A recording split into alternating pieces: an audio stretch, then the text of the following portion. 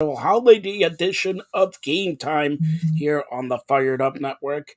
And also, happy holidays, happy Hanukkah, Merry Christmas to you all, fans and viewers of the Fired Up Network. Now, we got an outstanding exclusive show for you today. Over 2 hours of original great programming. First of all, we're going to start off the show with the soccer show featuring the rookie sensation Giancarlo Lino, the Hall of Famer John Freeman Nelson of OSG Sports in Atlanta, and the all-time great coach Carmen Asako of York University men and ladies. Then, part of the Fired Up Network is Female Empowerment Movement. We got Courtney Riddle, the Renaissance Mama, and we close out with a worldwide exclusive. He does not do a lot of these interviews, especially Canadian interviews. We're talking about LSU basketball head coach Dale Brown. I have over 50 minutes with this exclusive Hall of Fame coach about Shaquille O'Neal and everything like that. So that's the program schedule we have for you today. And tomorrow, here, Christmas Eve, we're going to have a special holiday concert with the ladies of FAM, Martina Barnett, as well as Courtney Riddle, and of course, Shauna Brown. That's all tomorrow, but today we begin with the soccer show. And again, happy holidays, Merry Christmas to each and every one of you. And, in Toronto, it's rather frightful outside. The weather outside is frightful, but inside it's so delightful because you got the president. You got the president of the provinces of Canada, the mayor elect of North America. I'd like to take the special opportunity and wish a happy holidays to everybody on the Fired Up and Fem Network, and my lovely girlfriend Patricia. Happy holidays, Merry Christmas, and hopefully Santa Nick gives you everything you want and more. And maybe 2023 be our year. All right, we're going to start off with the soccer show. Myself, Giancarlo Lino, the coach, Carmen Asako, and John Freeman Nelson. Hey everybody, this is Joseph Hasek, and welcome to a special edition of Game Time, the soccer show with my two Hall of Famers. Yes, even though Carmen Asako is not, but he is, and I don't know where Giancarlo is. He's shoveling my snow. It's Carmen Asako, the coach, and the Hall of Famer from OSG Sports in Atlanta, John Freeman Nelson. Merry Christmas, Happy Holidays. Carmen, I still didn't get my Christmas presents from you, Hanukkah presents. Where are they, Carmen? Where are they? He didn't get his Nino Diversa, coach. You didn't get it? No, I didn't get sent it. It's in the mail. It's in the I mail. don't trust mail. I don't trust mail. All right, It's in the mail. Check. Let's get to it. The only one who predicted Argentina, or there's two people on this panel. Two people on this panel who predicted Argentina, and the one person who did not pick, he picked like Croatia or Poland to come through in the Of tournament. course. All right, I'll start off with Coach Carmen Asako. Let's get to the World Cup final. What a match was that? And I'm gonna say you've seen a lot of matches. Okay, was that the best World Cup final you have seen? Well, other than '06 and '82, because Yeah, of you're obvious biased. reasons. Yes, other than '06 and '82, I would say that was the best match that I've ever seen as an impartial viewer. So it had everything. Fantastic. It had everything, and just Mbappe kind of had 3 minutes of incredible play, and he just had moments, and yeah, it was incredible to watch, and it was just as far as entertaining value, it was amazing, and as far as the narrative, absolutely. As far as the happy ending, the fairy tale ending, absolutely. As far as what's gone on since, kind of leaving a bad taste in the mouth of all the Argentinian people, but I guess people celebrate in different ways.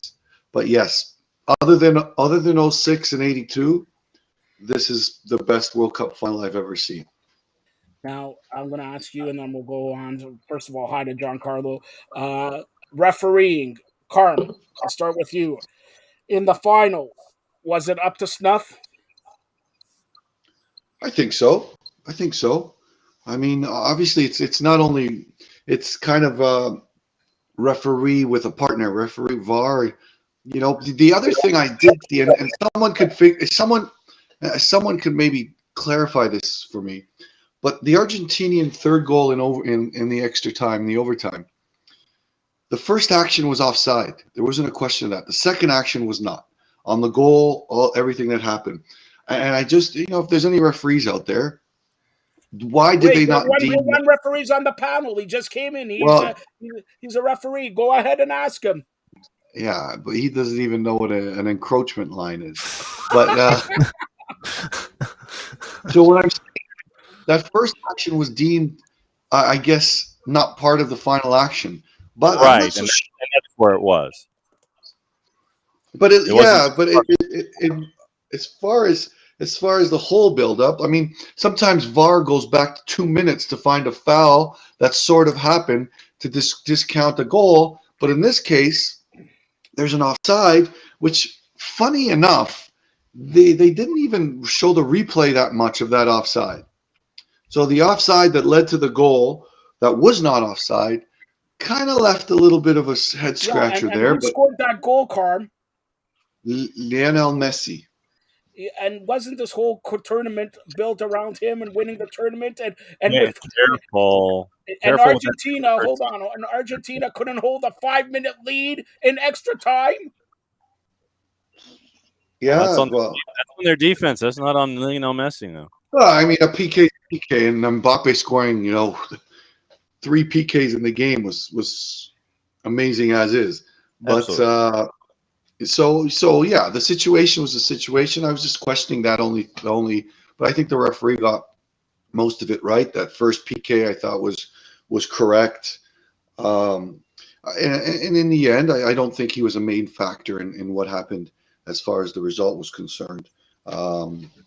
And 2 penalty kick wins for the Argentinians in the finals was in the quarterfinals and finals was appropriate. So good on them. Congratulations. And, now let's see how they move forward. But I don't know how Mbappe and Messi are gonna have a relationship when they get back to PSG. Yeah, I know that first home match at the Parc de France. That one's going to be a fun one. All right, John, what did you think of the match overall? Go Oh, ahead. it was obviously it was one of the best. It was the best final, I think, regardless of sport. I think that we've ever seen, at least in recent history. And we've had like straw polls and everything. I mean, it's like, okay, well, what do you think about this? And a lot of folks are saying, yeah, it's the best ever. I mean, think about the ebbs and flows that you had. Think about all of the storylines and the plot and everything that was attached to it. No, I think it was the best one. And I know a lot of Argentina fans who were on the edge of their seats for the entire time, wishing this one forward for Lionel Messi. And so, no, it was by far one of the best finals I've ever seen. You got your fairy tale ending, and how much of a fairy tale was it that when Argentina flew home on AR 1915, you had people applauding when they hit the tarmac. You had 4 million people in Buenos Aires for the parade. Thing is that Buenos Aires only has a population of 3 million people, and they had to stop the parade because it was so far out of control, and helicopters couldn't even help you to get players in. And they deserve the party that they're having right now. It's been 36 years. All right, Giancarlo, who was what we say is a referee youngster on the staff. Giancarlo actually texted the goaltender, and he won the goalie of the tournament and put the glove, where Giancarlo. That's a bad example that you're sending to the goalie there. So go ahead, Giancarlo. What did you think of the match? Yeah, it was entertaining. Shocker that Messi got that penalty early. I was surprised. Come on, stop. It was like Zidane's penalty against Italy. Like, who would have thought, right? I thought it was a little soft, but overall, like, I didn't really mind. Like, I wasn't rooting for anyone, obviously impartial, but as the game goes on, it's kind of hard not to root for Mbappe, what he was doing late in the game and rallying that team, putting them on his back, gets a hat trick, goes to penalties. Even in the penalty shootout, 3 times against the goalie, scores every time, just calm and collected. So if they're going forward, I know the narrative was around Messi and like greatest of all time status and all that. That's all nice, but Mbappe, if he continues his trajectory, that conversation is going to be short lived. So, Oh, what stop he impressed. He has a World Cup at 19. He has a World Cup final at 23. Messi didn't have that. So if Mbappe All right, continues enough to of win, that. All right.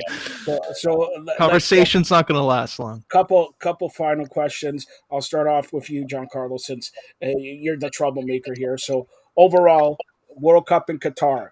What did you think of it as a whole tournament? As you know, there was a lot of problems going in, going out, but what did you think overall of the whole tournament?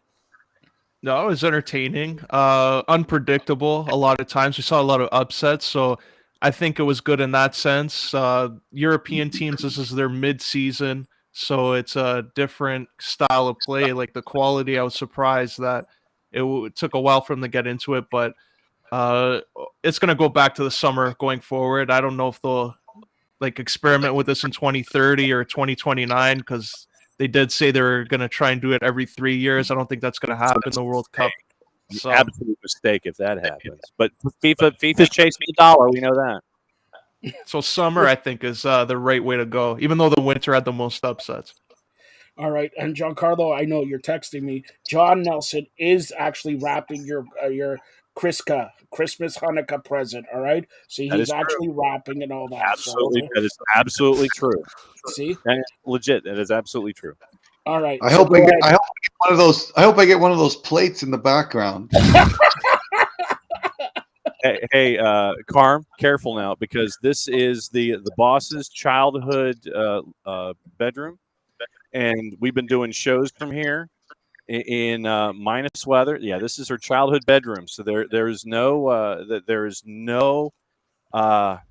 there's no hanky panky with the language. Okay, this is the this is the boss's childhood bedroom. That's a whole new show altogether, Johnny. All right. Let's keep it G-rated here. John, what did you think of the overall tournament? Go ahead. I thought it was a mistake. I didn't think that the host country deserved it. I'm not identifying the host country by name because of how they acquired it. I thought that FIFA made a massive mistake, that FIFA was chasing the dollar. Once again, not a surprise that they would do something like that. And I don't like the idea of the tournament happening this time of year because it breaks up your rhythm in all of your leagues around the world. I'm a fan naturally of chaos when we get it. But, in the end, we end up with the fairy tale. And I think that you have a lot of nations who have a lot that they can build on going forward. And that, for me, is the big part in all of this. It's like, I know we're looking at the shiny objects, but I think that you look at a Morocco, who's now number 11 in the world when it comes to rankings. And you look at what still gets me is how Brazil's number 1 when they didn't even make it to the final of the tournament. So, FIFA gonna FIFA. It was in the host country for a reason. We all know what the reason was. I thought they had no business hosting it. I still think they have no business hosting it under any circumstance. But we got the fairy tale ending, and that's what matters. All right, Karim. Yeah, I mean, from people that I heard that were actually there, they loved the experience. They said that it was just an incredible cultural event as well. And for everything that's politically was, absolutely not right about the situation. There's a lot of stuff that like the hooliganism. I thought the all that stuff in the stadium, whether or not they were drinking or not, I think that that kind of affected it. There was a lot of different factors where I thought it was a little bit more tamer, and beyond everything else, I thought the football made up for a lot of what was going on outside the field. There's a lot to be condemned, and in the end, I'm not so against Qatar hosting now after the show they did put on. Oh, that's another show. That's another show. Yeah, well, it could have been the same old in the U.S., but but that'll happen next year. So whether FIFA, kind of made amends and said, okay, the capital of the world, here's your World Cup again. But I think that in the end, I thought, Saudi Arabia, their whole world there, 4 hours from Qatar, the situation with Morocco, I thought all those things were positive outside of the Eastern perspective of things. And obviously, it's tough for me to understand what that perspective is. But everyone that I talked to that was there really loved it. They loved it. They loved the atmosphere. They loved and they said there was a big party. They said it was worlds coming together. And that's refreshing. A lot of times World Cups get flawed and scarred by what happens off the field as well. Whether it's, we'll call it the lack of morality that happens in other countries, or and the hooliganism and all that stuff. I think that was a bit averted. I think they had some incredible state of the art initiatives that will continue on. And again, I'm reaching, but the whole stadiums being reusable, stadiums being put up and down right away, are things that were positive. But I think the most positive was the effect that the football on the field had on everything else. And I thought the football on the field was just a great story and a great time. So, as much as I was scratching my head as John was about Qatar, I was pleasantly surprised with the number one, the presentation, number two, how everything went about, pretty much clean, and in and I know it's unavoidable, but avoiding the political part of it, I thought they did a good job, and it's probably one of the best World Cups on the field that we've seen in a long time. Okay. Two final questions. That was one of the Norm Rumack answers. Come I'm on. leaving. I'm leaving a lot of that alone in the Christmas spirit. That's what I'm doing. All right. So two final questions. I'll start off with John. In 4 years, it's Canada, Mexico, and America. America getting to the second round. What do they have to do to improve in 2026? And then I'll go to Giancarlo and Carmen about Canada. But you go ahead, John, first. I just think that you have to continue to improve your spot. You've got to go at least one more round further. I think that with this group being in the mid-20s to late 20s that you're seeing right now, I don't think a semifinal should be out of the question when it comes to your demand from yourself. But obviously improve upon what you did in the host country, and I think that's probably the biggest thing to say. All right, Giancarlo, you'll say start us off with Canada. Go ahead. By the way, congratulations to Davies, Canadian Player of the Year there. So go ahead. Yeah, I think for Canada, it's going to be like hard to even assess it. Like you have to see how they play. Like Copa America is going to be another one to be a good predictor for the next World Cup. There's so many young players that are in the system right now, and it's going to come down to that, like how they develop them and what's their trajectory like. Are they going to play in Europe? Are they playing in MLS? So it's Canada. It's kind of hard because they're all phasing into a new generation. Like Hutchinson's going to probably be gone. Vittoria's going to probably be gone. Borjan. So it's going to come down to how they develop in the next 2 years before you can predict the next World Cup result for them. Carmen's friend Marty Roberts has chimed in, wants to know if Giancarlo is going to be at Market Lane for Italy or Canada in 2026. Go ahead. He's going to be at Nino Diversa for Italy. All right.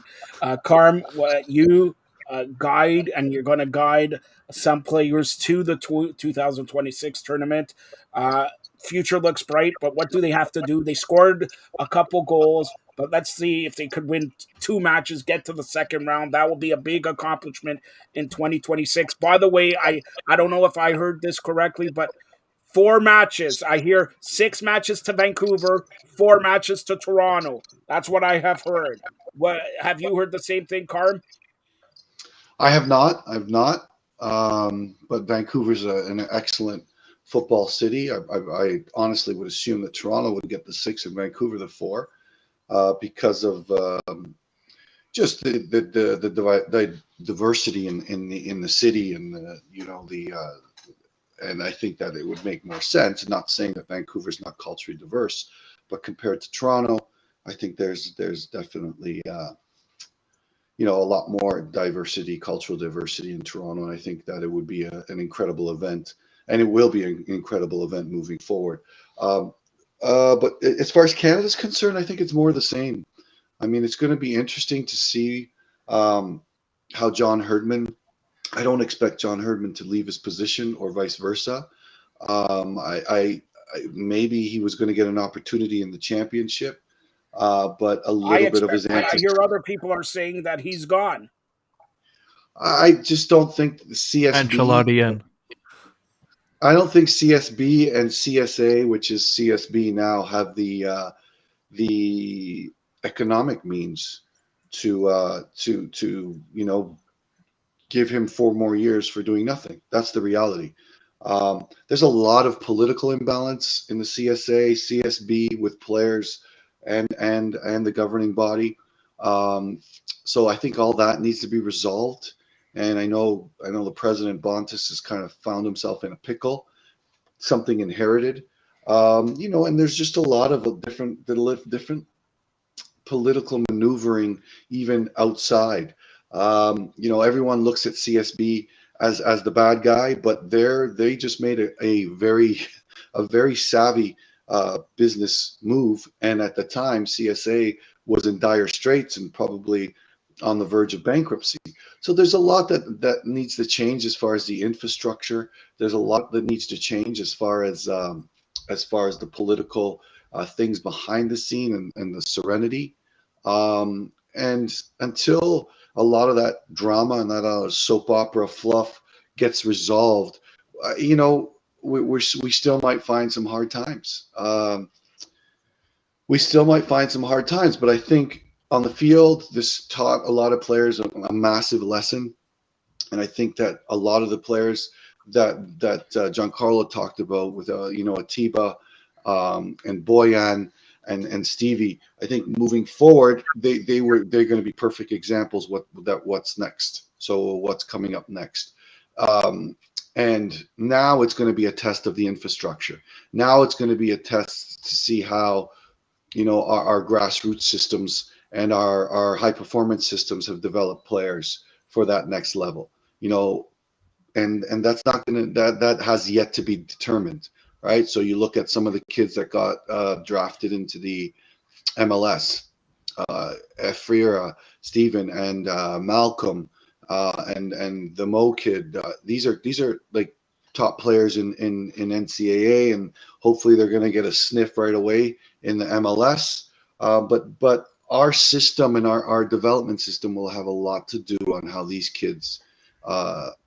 If these kids make an impact in the MLS and with the national team. So a lot to be determined, but a lot needs to be changed as far as the political side, the infrastructure side, um, you know, the women's side of the game. But we're talking about the men right now. But on the field, they have a lot of players that are going to be at their best by the time 2026 comes, and hitting their peak, whether it's David or Davies or some of the other groups, Laria. These guys are young, hungry kids, and they're just going to get better as they move on. Yeah, In behind me is BMO Field, where they're going to play some World Cup matches. Like I was speaking off air, looks like in 2024 they're going to put 22,000 more seats in here. About 53,000 are going to stay capacity now. There it is. I don't know where they're going to put it. Probably that way, or more from the CNE food building, so Carmen doesn't have to go to the food building all the time. So there it is in 2024, more 22,000 more seats, going to be about 53,000 at BMO Field. I hear 4 games coming to Toronto, 6 in Vancouver and all over the States and Mexico there. And don't forget, the ladies World Cup happens in summertime of next year. We'll be all over it. Now, here's the final question. I know Giancarlo wants me to ask this, so I'm going to ask this, and we'll be quick because I know Marty Roberts wants to send an email to Carmen because we got now carmenasacco@hotmail.com. I don't know if anybody's seen that. That's his actual email address. He has it on here and all that. So I'll start off Giancarlo. I didn't see Messi that. won the World Cup. Messi, Who is Messi, Ronaldo? You've been talking about this for years. Is it Messi, Ronaldo, or any other one? And let's give a shout out to Pelé. His health has worsened. Of course, in my estimation, Pelé, best soccer player ever. But Giancarlo, you'll start us off. You're a youngster. Who, in your eyes, does this allow Messi to be the top? Or are you going to say Paulo Rossi or the goalie from Italy, Juventus? Go ahead. Buffon is the greatest goalie of all time. I'll keep it at that. And yeah, just Messi, it does give him some bragging rights. He has a World Cup, but that doesn't mean that Ronaldo's not as talented or didn't have an excellent career. He won an international trophy first. Messi won the World Cup, so obviously Messi gets the bragging rights for now. All right. So, and let's go to John, and Carmen's coming back in. But go ahead, John.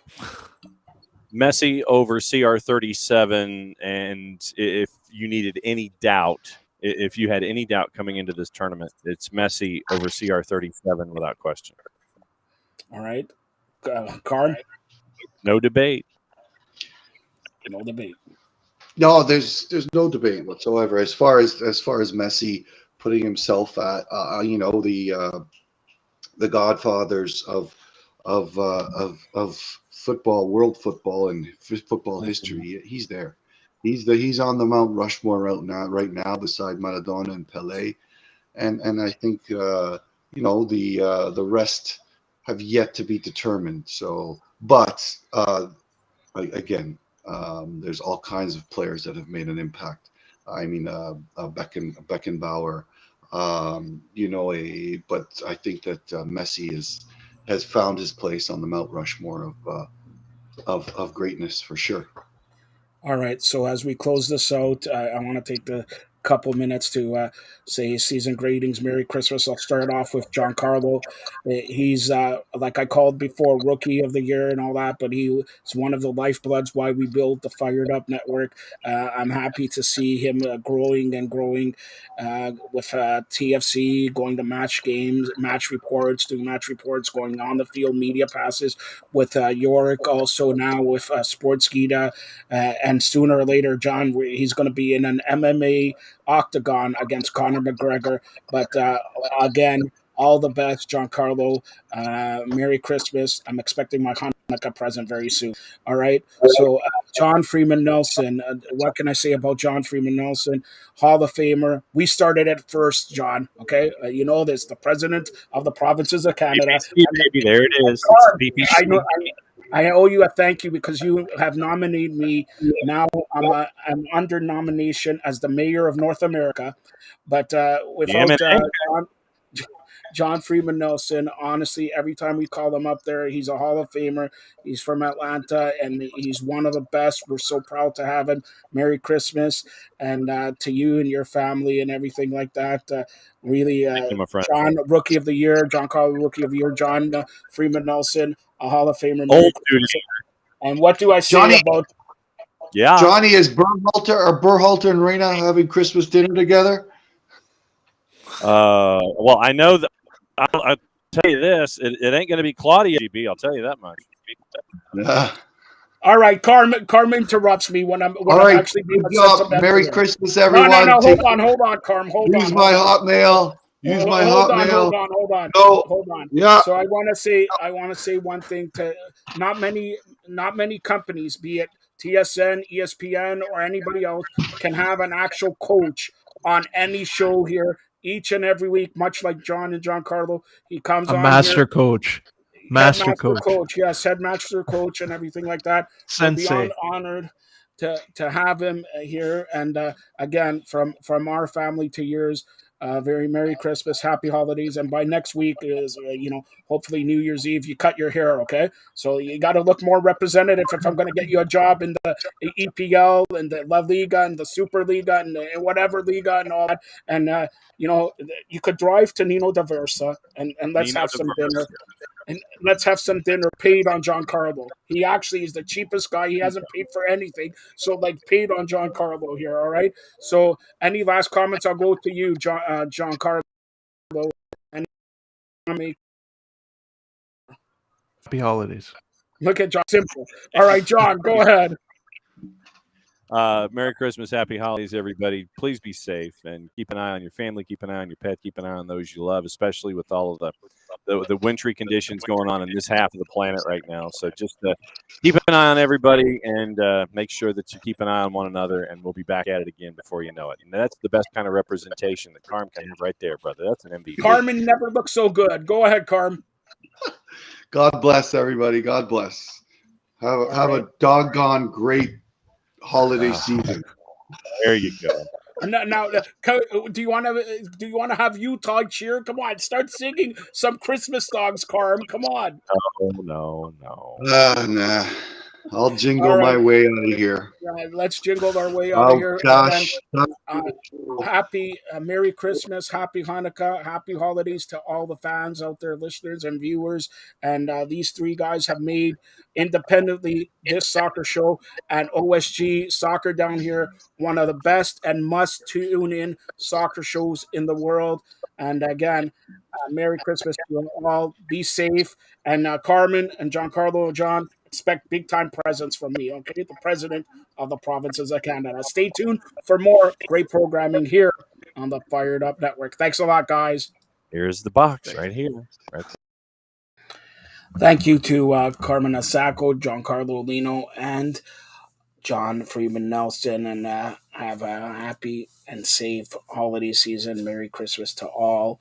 And if you don't check out the soccer show each and every Friday, you're missing one of the best soccer shows, period. I'll put up that soccer show up against everything on ESPN, Fox, other networks. That soccer show is amazing. And those three guys are a very big part of it. Now, just breaking. We got breaking news here. Breaking news. The Blue Jays have made a stunner of a trade. I'm trying to get my guy, Marty Roberts, to break down this trade. The Blue Jays are acquiring outfielder Dalton Varsho from the Arizona Diamondbacks in a package including top catching prospect Gabriel Mono and Lourdes Gurriel Jr. Now, he's coming off a breakout campaign. He's 26 years old.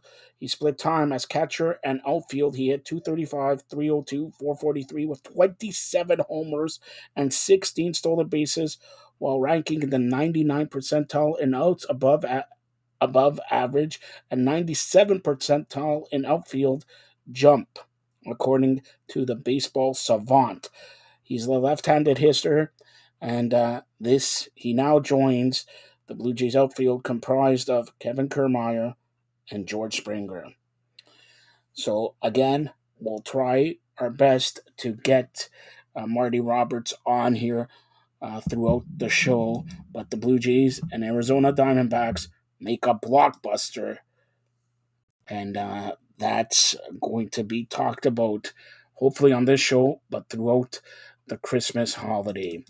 Now, part of Firedup Network, as we mentioned, is Female Empowerment Movement, and each and every week we're joined by the Renaissance Mama, Courtney Riddle, to talk about stuff. And here is Courtney with the latest edition of the Renaissance Mama.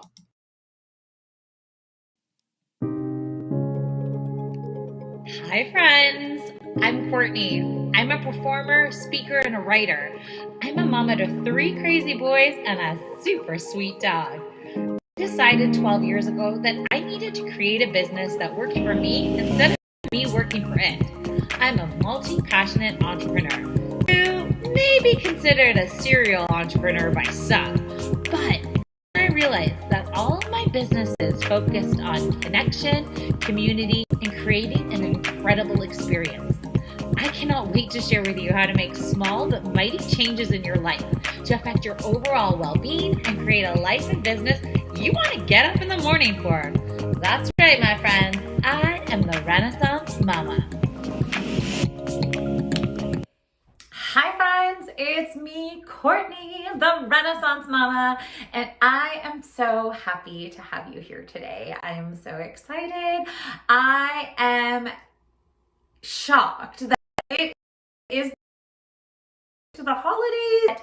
We are closing in on the end of a year.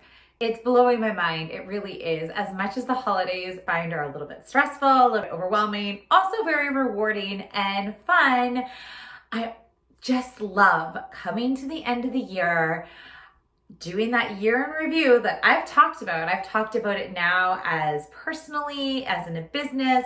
I've talked about even a little bit of doing a year in review of what happened in 2022. Now I'm ready to talk about the next step. And the next step is planning what is to come for the next year. I don't know where you guys are all at on your journey or what's happening in your lives, but for me, I am feeling so energized. I had some goals last year. I was really taking on some new challenges. I started this amazing show, the podcast, everything is happening, but I still have a lot of loose ends that I want to kind of tie on up. I have some new projects that I'm really excited to start sharing about. I'm almost done creating. And then I want to really kind of step in to the life I've been really dreaming about and hoping for. So I, in my heart, believe that 2023 is going to be an epic year. I'm excited for it. I'm pumped, but I also know that it's not going to happen if I don't set some clear goals. I'm going to be honest with all of you. I am what I consider a big picture thinker. So I have tons of ideas. I've got tons of dreams. I've got lots of things going on in my mind at all the times, but I'm not great at really making clear, specific goals and then measuring where I'm at for those goals. I mean, if I say I'm going to do something, I'm going to do it. If I, promise to do something, it's getting done. That's not a problem. But when I am thinking about big picture or those next big steps or how my life, I want it to change and those changes need to happen, and I know that, I can feel it, that's where I kind of take my foot off the gas and I'm not as great on planning and really figuring out what's the next steps for myself. So together, you and I are going to chat about how do you make big goals, how do you actually achieve them, and how do you plan and really break them down so that they don't seem as scary, that they literally feel like, okay, here's my next step. Here's what I can do. Here's what's happening now. Because I feel like I'm in that spot right now. And sometimes you're not. Sometimes you are in the space of just exploring and checking it out and figuring things out. A few years ago, my whole year was just like taking on new challenges. Every month I would take on a new challenge, try it out, really, see if it was for me.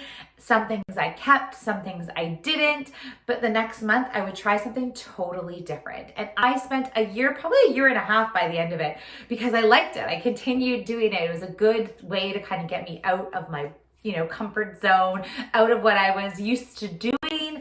And it was tons of fun, but I feel like I'm not in that season anymore. I feel like I can feel the change, feel the shift. So I'm ready to make some big goals. I'm ready to take some big action this year, which means I want to have a plan and I want to know what's happening.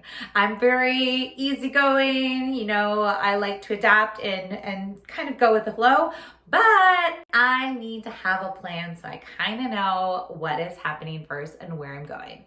So I wanted to start off with just like, in general, when I'm talking about goals, because I talk about the whole picture, that's what I want us to talk about. It can't just be one or the other, right? Like I want you to envision what that whole big picture is going to look like for your next year. One of my favorite things to do is to create a vision board. I know it sounds a little lame.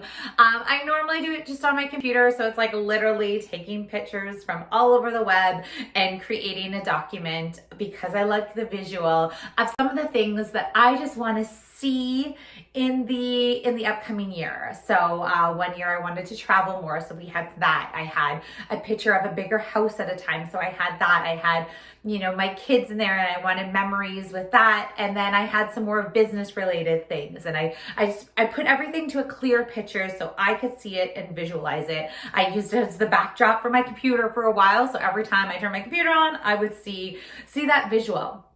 But what I found is, because I didn't take those next steps of like how I was going to get all those things or how any of those things were going to happen, some of it didn't happen. So the vision board, although it was beautiful, became just that. It became a picture that I sort of looked at and kind of thought, that would be nice.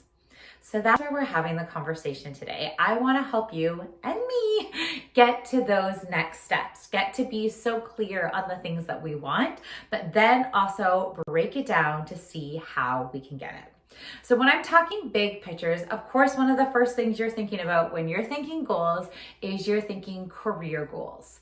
And I think it's okay to really kind of slow down and see where you're at, ask yourself those tough questions. Are you doing the things you want to do right now? And trust me, every job's going to have pros and cons. Every part of your position is going to have things that you like to do and you don't do. That's not what I'm saying. But if 90% of the time you're not enjoying the journey of what you're doing, then maybe you need to find something else to do. And that is hard to say, because I've been there before. I'm there now. I'm still holding on to a few projects, a few contracts that bring me that stable income. And I love them and I believe in them, but it's not what lights me up. There's all these other projects that are coming along that I know if I was able to take the time from this and spend it on this where I want to be, it's going to grow and it's going to get bigger and better and amazing. But I have to be willing to hop in there and take that risk and really say, okay, this is the next steps. Let me do it. So really take that time while you're making your plan for 2023. Are you where you're at in your career? Can you make a few small changes first? That's always my first question. Are there a few small changes here and there that would make you happier with your career? Or are you like me and you're going to have to try and get rid of one thing to focus on something else? I also really believe in the fact that you can always start a little something on the side. It doesn't have to be get rid of my life, change everything, but maybe that's where we add that little bit of passion back in, right? So maybe there's something you can do on the side that would really make you feel a little bit more fulfilled in your career. If you're like, okay, I'm doing this in the daytime, but I'm also doing this sort of on the evening, and this is what like really makes me happy.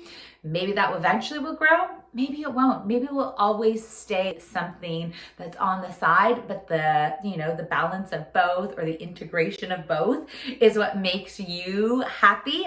I think that's just as important.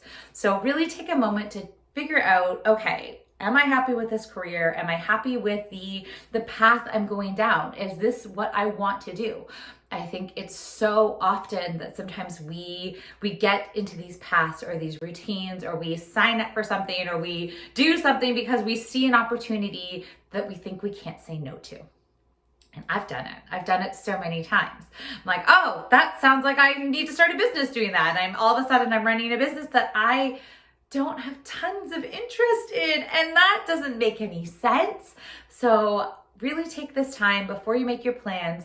What are you thinking about your career this year? How do you feel right now? Does it feel like something you want to do? Are you excited to get up in the morning to do it? Or are you kind of dreading Sunday night getting up and working on Monday? No one likes Mondays, but I would love you to be like, oh, wow, I get to do this tomorrow. Oh, I can't wait for this meeting this week, or seeing that person. But if you are like just counting down the days for Friday to happen, maybe 2023 is where you start making some big plans in your career of what what changes you can make, what's next. Maybe, like I said, starting something on the side. I don't know. So career is the first thing you want to, or one of the things. It doesn't have to be your first. It's one of our 5 things we're going to look at when we're thinking that whole big picture of what's to come and how to plan. So the second thing, of course, if we're talking career, we got to talk finances. And I think it's fine to be honest about your finances. Are you where you need to be? And let's be honest, with the inflation going up every which way, the answer might be no. And that is terrifying, especially from someone who is pretty darn thrifty. When I see how expensive things are and I'm not bringing in more money, it makes me really, really nervous.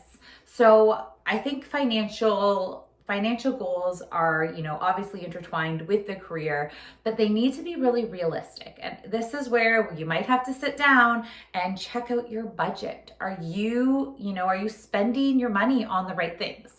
Because that's one thing. Sometimes we look back and we go through, okay, I brought in this much money, but it's going here, here, here, and here. That's a simple fix you can do. That's one of those easy things. It's not fun, but sometimes you've got to do it.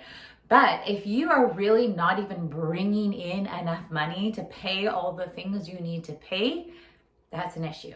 That's where maybe 2023 is you're looking for, once again, maybe a different career change. Maybe you're asking your boss for more income. Maybe if you're an entrepreneur, you're spending more time on a different product or a different service. Maybe you're going to offer more time slots so you can make back that income. If you are realizing that A doesn't equal this, we got to figure that out. Nothing is worse than, thinking you're making tons of money and then all of a sudden realizing, wait a second, it's not enough. Or, like I said, we're spending it in the wrong places. There's lots of ways you can kind of figure that out. But you need to know what you need first. And then I always like to think of what I would like. So what if I had this extra chunk of money? What would I spend it on? What would that look like? Well, I'd love to take my family on a vacation. I'd love to take, maybe my whole immediate and my mom and my dad, everyone on a vacation. They're going to watch this and now want to go on a vacation. But who knows, right? We all learned from COVID how precious time is and making those memories and doing those things. So maybe that's a goal I have, but that also means I've got to figure out the financial goals for that. So really take a moment of some of the things you kind of need in the upcoming year financially, and then things you want. And then I would really just start writing out the numbers. And sometimes they're scary, especially from Thrifty McGee over here. But it's really important to really just slow down and see, okay, here's the visual of some of the things I want. Let's talk money. Let's talk how I can get there. Let's talk how far away I am from some of those goals or some of those big financial goals. And then we can start creating a plan of how to get there. I think, to be honest, financials is probably one of the things that I always kind of breeze over because I'm like, oh, I'm an entrepreneur. It's some months are busier than others. Oh, some months is this, some months is that. Where I've got to really get a set plan on what it looks like all the time, or how to balance out those months that may not be as beneficial as other months. The third goal you're thinking about when you're thinking about that big picture is your personal development goals. So I will have to say, being an entrepreneur has given me the opportunity to really work on my personal development. It is one of those things that I think is just such a treat, such an honor, such a, blessing to have. And not everyone has that opportunity, but we can all make time for it. I really try my very best to kind of keep updated on personal development books.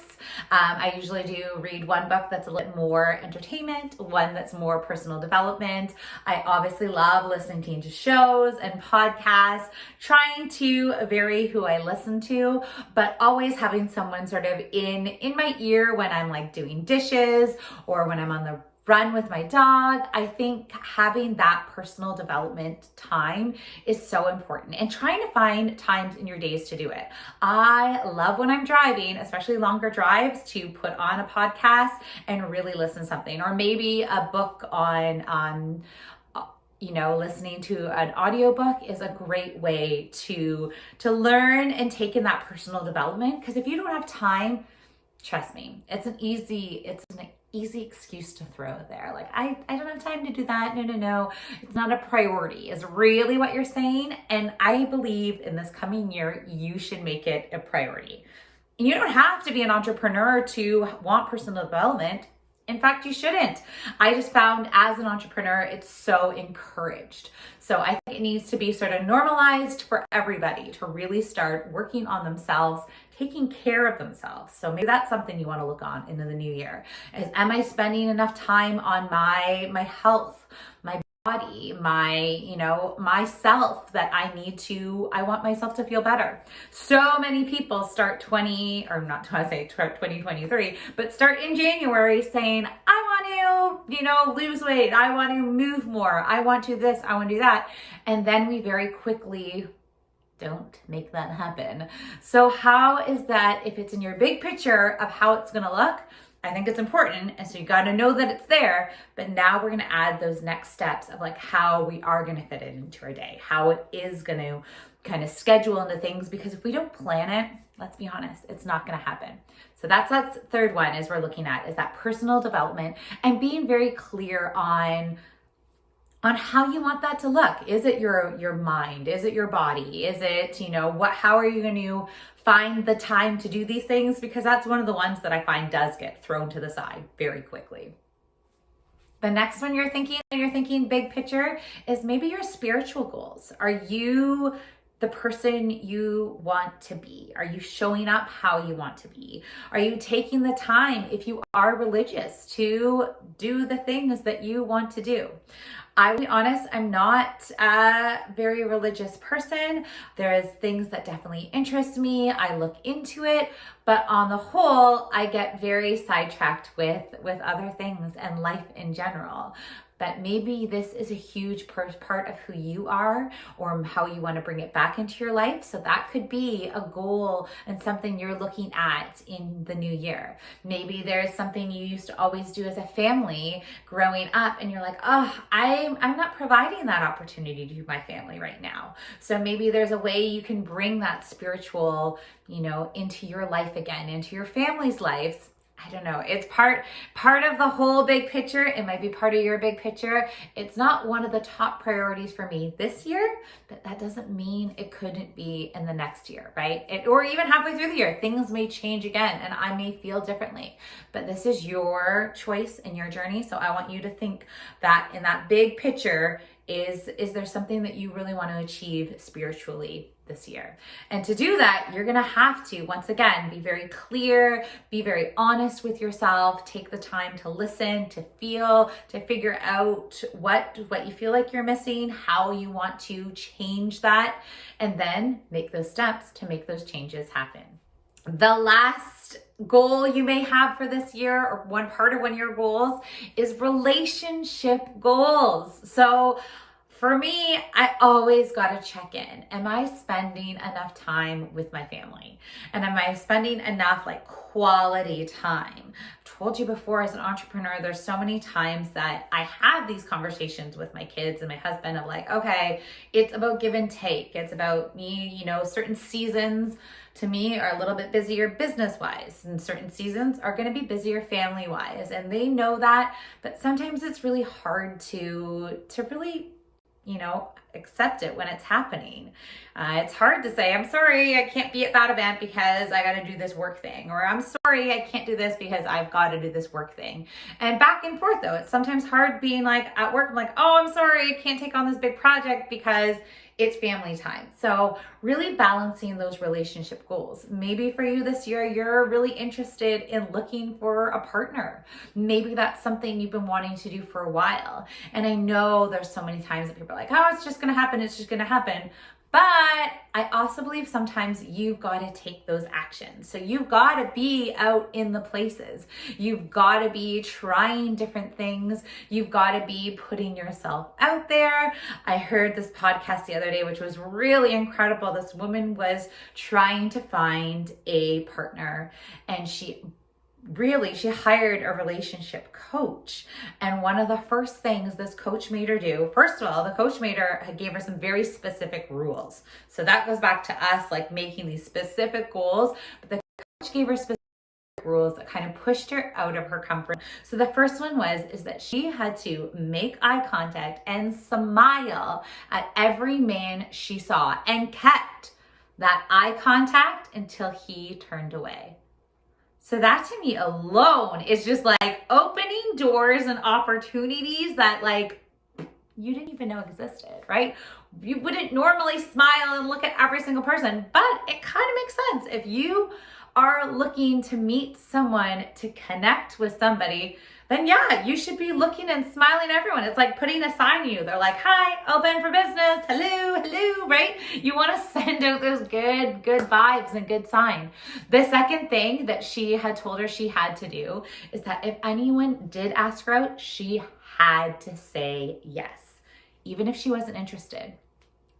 Let's be honest. How many times have we said no to an opportunity, whether it's business, relationship, anything, because, so imagine we just had to say yes. So she had to say yes because that was her goal. Her goal was to get a partner, the partner of her dreams, like that she really wanted in her life, that wanted the same things. So that was her next step. And then the third step is that she still had to say yes if they kept on asking. So once again, how many times do you just shut down when you're like, this isn't really working? I don't know. I'm going to leave this. I'm going to move on to something else. But this forced her out of her comfort zone to really kind of create these relationships, put herself out there, and do something different. So relationship for you, what those goals could be for 2023, I don't know, but I think they need to be important. They need to be part of it. They need to be part of the whole board, whether you're doing a vision board, whether you're journaling it all out. I feel the first thing you need to do is you need to have like a brain dump where you're just throwing ideas of what you want in the new year. Before I get specific, I've got to get broad. I've got to like paint the canvas first before I get those pretty little details. I need a big, broad picture of what I want this year to be. And how I normally do that is I pick a word or two words, because sometimes, you know me, I can't decide. I pick a word or two of how I want to feel in the new year. Not what I want to do, not what I want to accomplish, not how much money I need to get made. Like, remember, we're talking about all those things eventually. But the first thing when I'm planning my new year is I want a word or words of how I want to feel. I've decided I have two this year. So I've decided them and I'm going to share them with you. And my words are focused and free.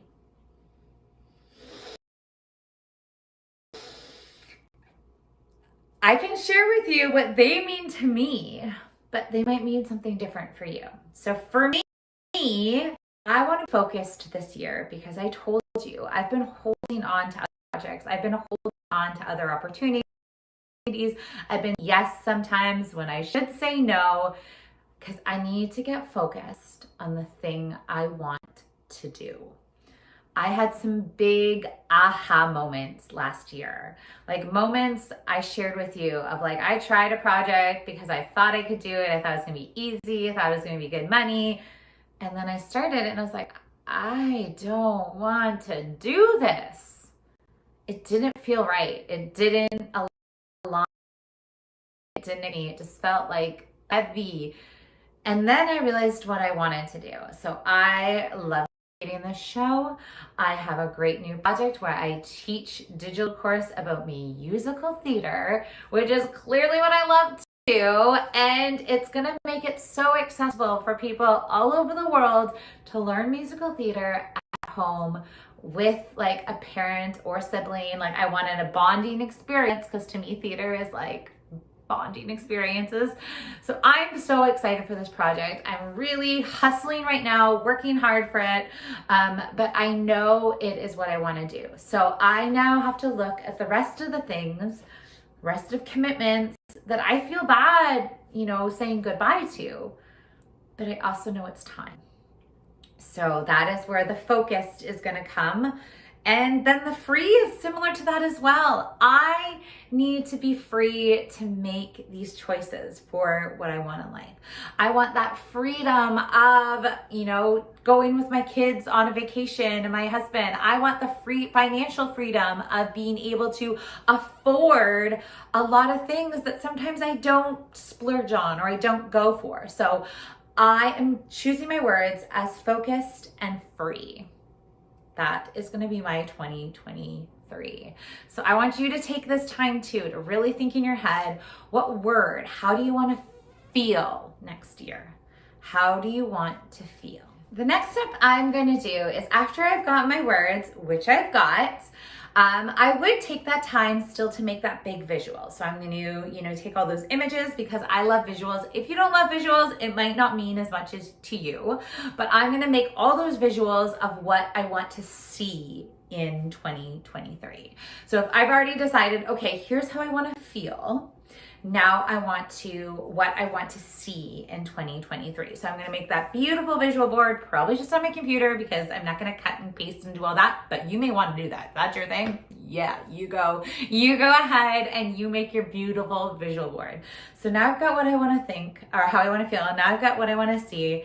Now is where I would take all those ideas. So I would start, and what I'm going to do is almost just like a crazy mind map of just like writing things down, but I would do like a career one. So write all the career stuff that I want to see, how I want to feel when I'm doing my career, what are some of the goals that I eventually want to see, and just write them all on one thing.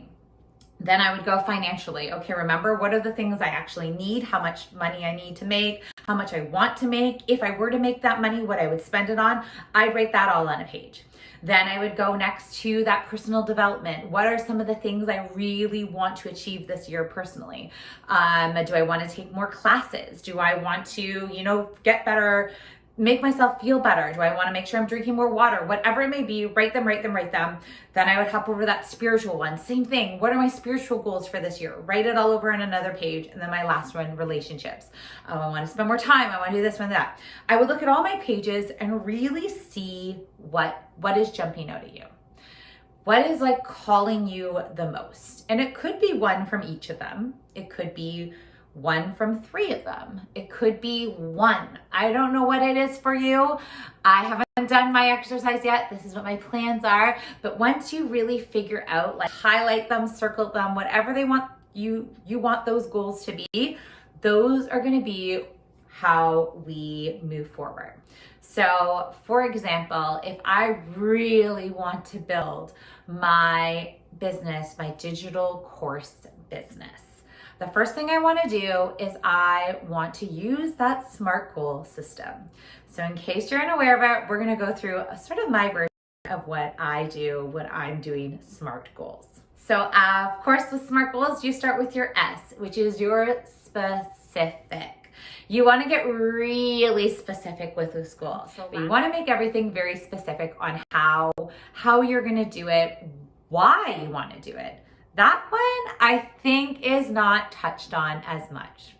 And I think you need to do that when you're looking at specific goals and you're looking at, breaking down all the steps on how you're going to get it done, all this.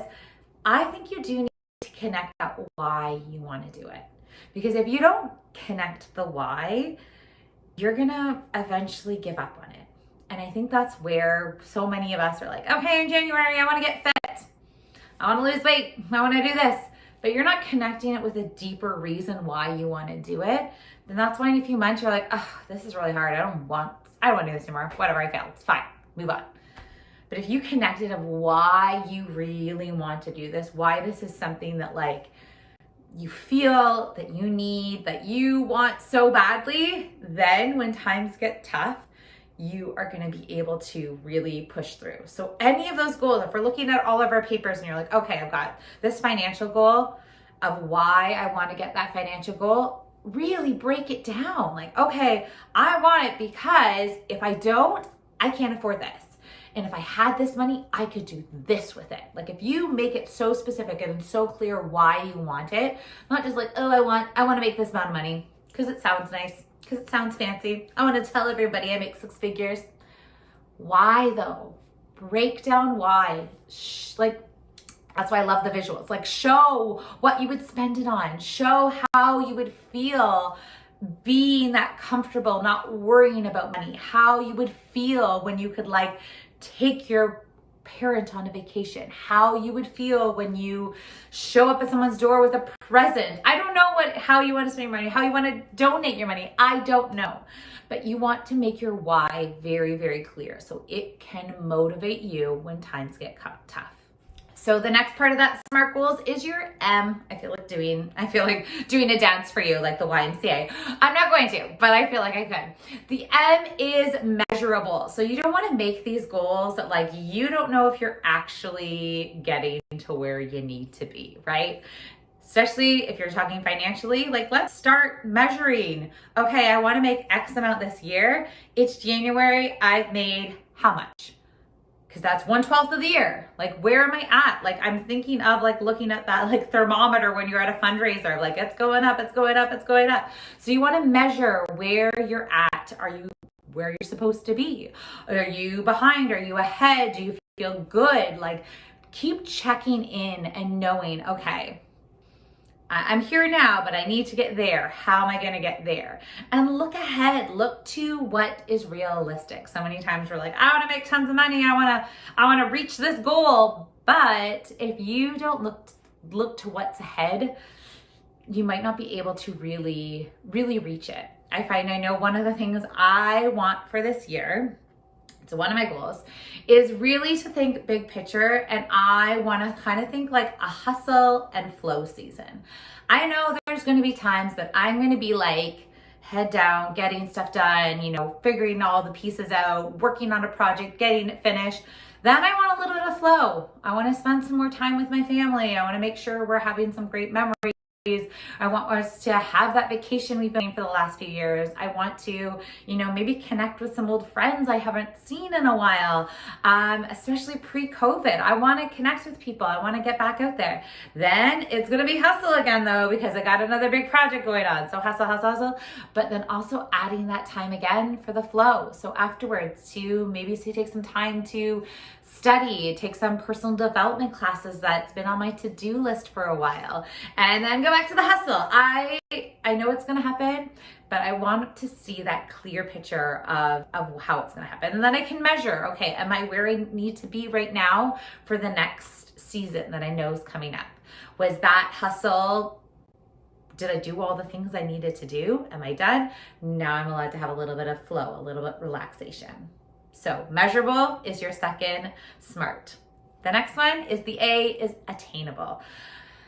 All right, we could be here all day if I'm just gonna give you like my big dreams and my big goals and my what ifs and it would be cool if scenarios, which I think you have a time and place. There's some great ways to like brainstorm the like amazing things you could have in your life.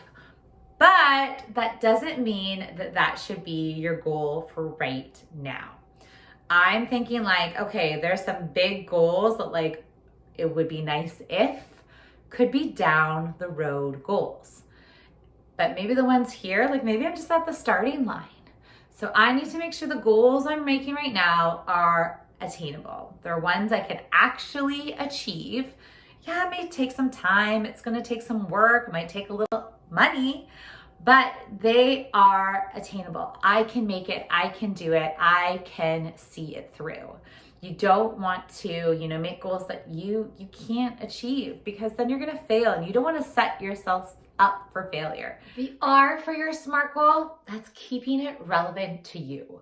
So similar to what I just said, is you want to have the why behind that goal. You don't want to pick a goal because it's something you think you should do, or something you saw someone else do, or something you've heard is a good thing. No, you want that goal to be aligned with that big picture of how you want to feel, what you want to see in the new year, and what those big dreams are going to be, because it's that why that's going to keep you going. So make sure you're keeping it relevant to you and why you want that goal. The T is our time. Yeah, making things time bound is so important when you're setting your goals. So really kind of looking at what you want to get done, when you need to get it done, looking at that big picture, but also being really realistic of like, okay, and then being able to change. I mean, we get it. Life happens. Even this week, I've had all these little things pop up. And of course, we're trying to get ready for the holidays. There was an issue with my dog. There was, as kids' sporting events, all these things. But you got to know life is going to happen. You got to know things are going to pop up. So really being realistic of like, okay, I want to get all these things done.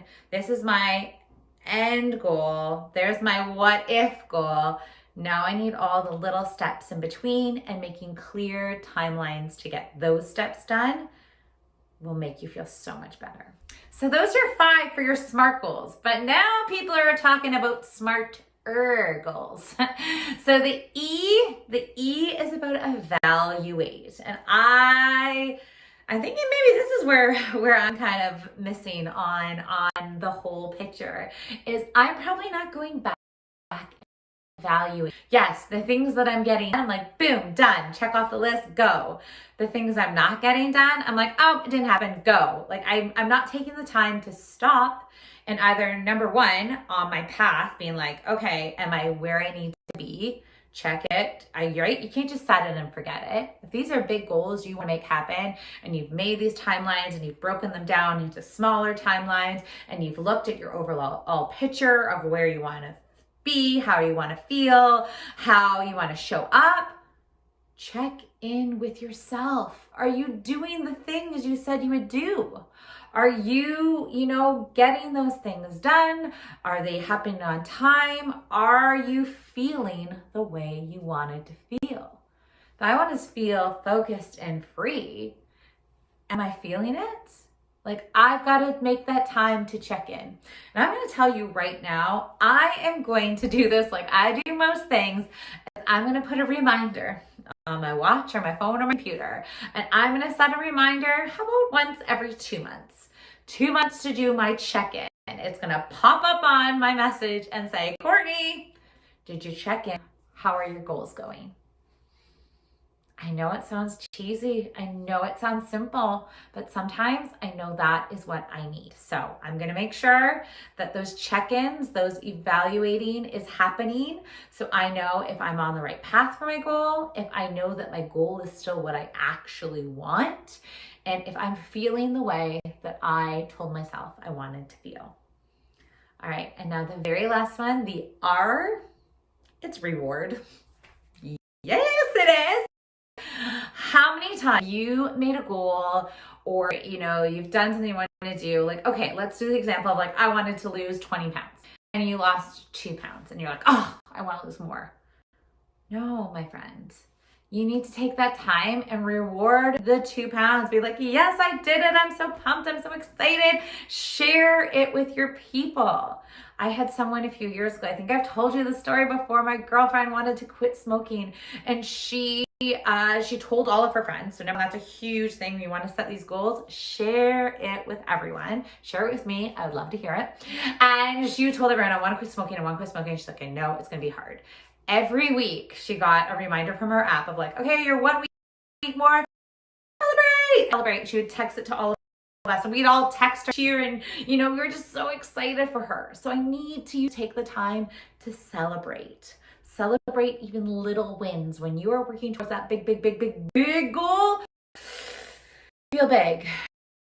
The journey is gonna feel long, but if you like little steps on the way and like how good things are going, you gotta celebrate. You gotta reward yourself. You gotta take the time and share it and be just so happy that you're doing it. All right, so another few quick little tips before we go. I said it, share it with people. 100% if you have an accountability partner, they are going to keep you in check.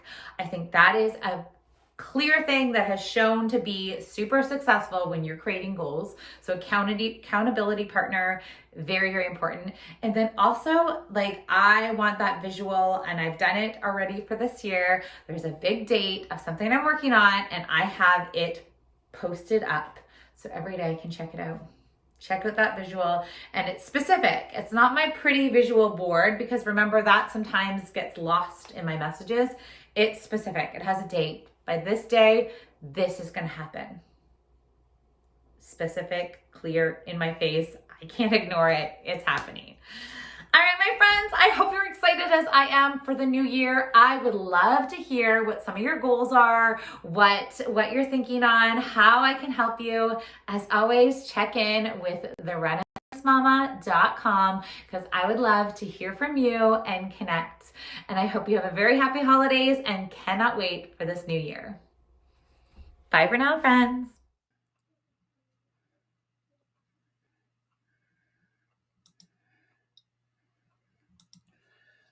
Thank you to Courtney Riddle, the Renaissance Mama, part of a female empowerment movement. Since I told you about a breaking trade, we called nobody better in Toronto. Not some guy named Mike Wilner, not some guy named Howard Berger, not some guy named Billy, not some guy named Norm, long hair, hair nose or ear or something like that. We got the grizzled young veteran, Marty Roberts. Marty's dressed for the occasion. First of all, Marty, have you shoveled the snow in Barrie? How much I've snow in Barrie? snow blowed it. I've shoveled it. I've cleaned everything off, and it's back again. It's back again. Yeah, the wind It's like here New is. Kids I on don't the know what Block, it's they're like. back again. Come on. Well, I don't know what it is like in the city, but up here north, it's the wind is being howling at 80, 90, maybe upwards to 100 kilometers an hour from time to time, and it's making it pretty treacherous on the roads. All right, so everybody, stay at home. Watch the #1 independent show here, Fired Up Network. Marty Roberts 3 times in 2 days with special segments. Boy, I'm working him to. You're gonna get that Christmas bonus before you know it, man. You're gonna get that Christmas bonus. You know what? I'm gonna deliver it through FedEx. It's gonna be breaking news. Breaking news. As long as they don't get lost. As long as they don't get lost, we're good. No, the breaking news FedEx person that I know never get lost, right? Never gets lost. I think you know her too. All right, so the Blue Jays make a blockbuster deal. Marty Roberts, fill everybody in on it. Yeah, they I like this trade. They traded Moreno and Gurriel Jr. to Arizona Arizona had a bunch of outfielders there, and they got the guy that I mentioned a couple weeks ago to you. Dalton Varsho is his name, left-handed power hitter. He was actually drafted as a catcher, so he can play both catcher and outfield, and he's a pretty elite defender in the outfield as well. So I don't know if people have watched his video. I know people are upset. Oh, we traded Moreno and Gurriel. First of all, Gurriel had 5 home runs last year. Batting averages nowadays don't mean as much as they used to. Moreno still hasn't proven himself. He hasn't got to the big league. Yes, he's probably going to be pretty good. Would I rather catchers who are better than would I rather now. Kirk to be traded than Moreno? Yeah. Probably yes. But I think other GMs see what I possibly see in Kirk is that he might not be in the league in another 3 or 4 years. Yeah. If he doesn't get himself in a little bit better shape, one injury could knock him out. But you know, when fans see the way this guy plays in the outfield, he's a guy that just busts his tail every at bat. I've seen him a few times throughout the year, and I watched a couple of videos after the trade was announced. And you know, he goes full out all the time. We don't have to worry about a guy pulling up and not diving for a ball or getting bad reads like Gurriel does on balls. This is a guy that reads, takes the proper routes, and if it has to, he'll go through the wall to get it. And behind the plate, he's pretty good too. So this is a guy that can, if they want to play, give Jansen a break and have Kirk DH, they could put him behind the plate. Or if one of their catchers go down, they still have a guy. The only concern I have, and I know why fans don't like this, and yes, right now they're not as good as they were last year offensively, because you still have Kiermaier starting in the outfield. Well, here's the only problem also. They got, and I don't know if you know this, but George Springer is injured also, right? Come on. When isn't Springer injured? That's the only that's the concerning part. Is say, Springer gets hurt a lot, Kiermaier gets hurt a lot. Hopefully, with Springer not having to play center field as much, that takes a little bit away from him. Kiermaier, I'm still not sold on him. I told you when it happened. We talked about it with Steve yesterday. He's a guy who gets hurt way too much for my liking. He's a guy who doesn't get on drive-in runs or gets on base enough for my liking. So I can see why fans will be upset by that. That now you've lost Hernandez, which all arguments you could say that Varsho is Hernandez. Better on the base path, better defensively. Numbers will probably be about the same as what Hernandez will have. And he might have better numbers when he comes to the Jays, but everyone's always called for, we need left-handed bats with some pop. Now they get it. 16 bases. And he can run, right? And I believe he's not a free agent until after the 26th season. Yeah. So they got him for 3 or 4 years. I can't remember what the exact year is. But yes, last year was just his second full season. And he's 26 years old. 26, lefty, can run. And I think what this does with Atkins, what he was looking to do too, is to break up the click at the end of the bench. So if you look now, there's no Gurriel, no Hernandez down there. That to me looked like they were the bigger troublemakers down there. Now Vlad can focus on stuff and not be joking around at the end of the bench. To me, that's what I think Atkins was looking to do all winter here. But getting this guy is a big plus, Joe. Like I really like him. I think fans will like him. You know, I had a discussion. Well, it wasn't really a discussion with our good buddy, the Greek. He doesn't like this trade. So that should tell you everything you need to know about this trade. Is that it's a perfect trade. Hold on. You mentioned our good. He's your good buddy. Remember, maybe we need him back to make this a number one organization instead of a fresh. You know, right? I the only Greek I trust is I think you know who I trust. I don't trust, and I don't trust guys with toilet paper in their hair or something like that. Right? You know. Now to be fair, the Jays still have to go out and get another arm in the bullpen. Yeah. To help maybe out another there. Outfielder too. Let's face it. Well, they're going to have to sign someone to be a backup. It wouldn't surprise if they do go back and give Tapia less than what he would have gotten in arbitration. Right now, if you look at Merrifield, is probably the fourth outfielder. Yeah, there's no question he is. He's their fourth outfielder. And Biggio's there, and then Espinal, and they can all rotate in between outfield and second. So if someone does go down, you have Witt who could go out there in the outfield to take control of that out there, and he's pretty good. And if he comes back to what he was 2 years ago with Kansas City, this becomes a different lineup. It becomes a lineup of guys that can hit the ball of the park, but also guys that can hit and run, steal bases, make a difference with their legs, going first to third on a single as opposed to us going base to base. Yeah, I don't know how many times I've seen last year and the year before that Gurriel and Hernandez making bad base running decisions, or getting late breaks or taking bad routes in the outfield. This is to me, this is a very good trade. I would have liked to see Kirk go as a Moreno, but this is a good trade. And I don't think he's done. Like, honestly, this was unexpected. It's much like the Raptors, Masai Ujiri. When he does trades, nobody hears about it, right? And this, nobody, to your credit, this is why you're the grizzled young veteran, and potentially in 2023, maybe I'll get you a better hat, because that hat is like, I don't know. But hey, it's Durham College. College. Yeah, but Durham College is great there, and you're a good manager there. But you got to upscale your game. We're gonna unveil a big announcement. You know what, Marty? At the end of this segment, okay, I'll unveil a huge announcement. I told you about it, but I have more details about it. And then at the end of this segment, nobody independent. This is the first Canadian interview with LSU head coach Dale Brown.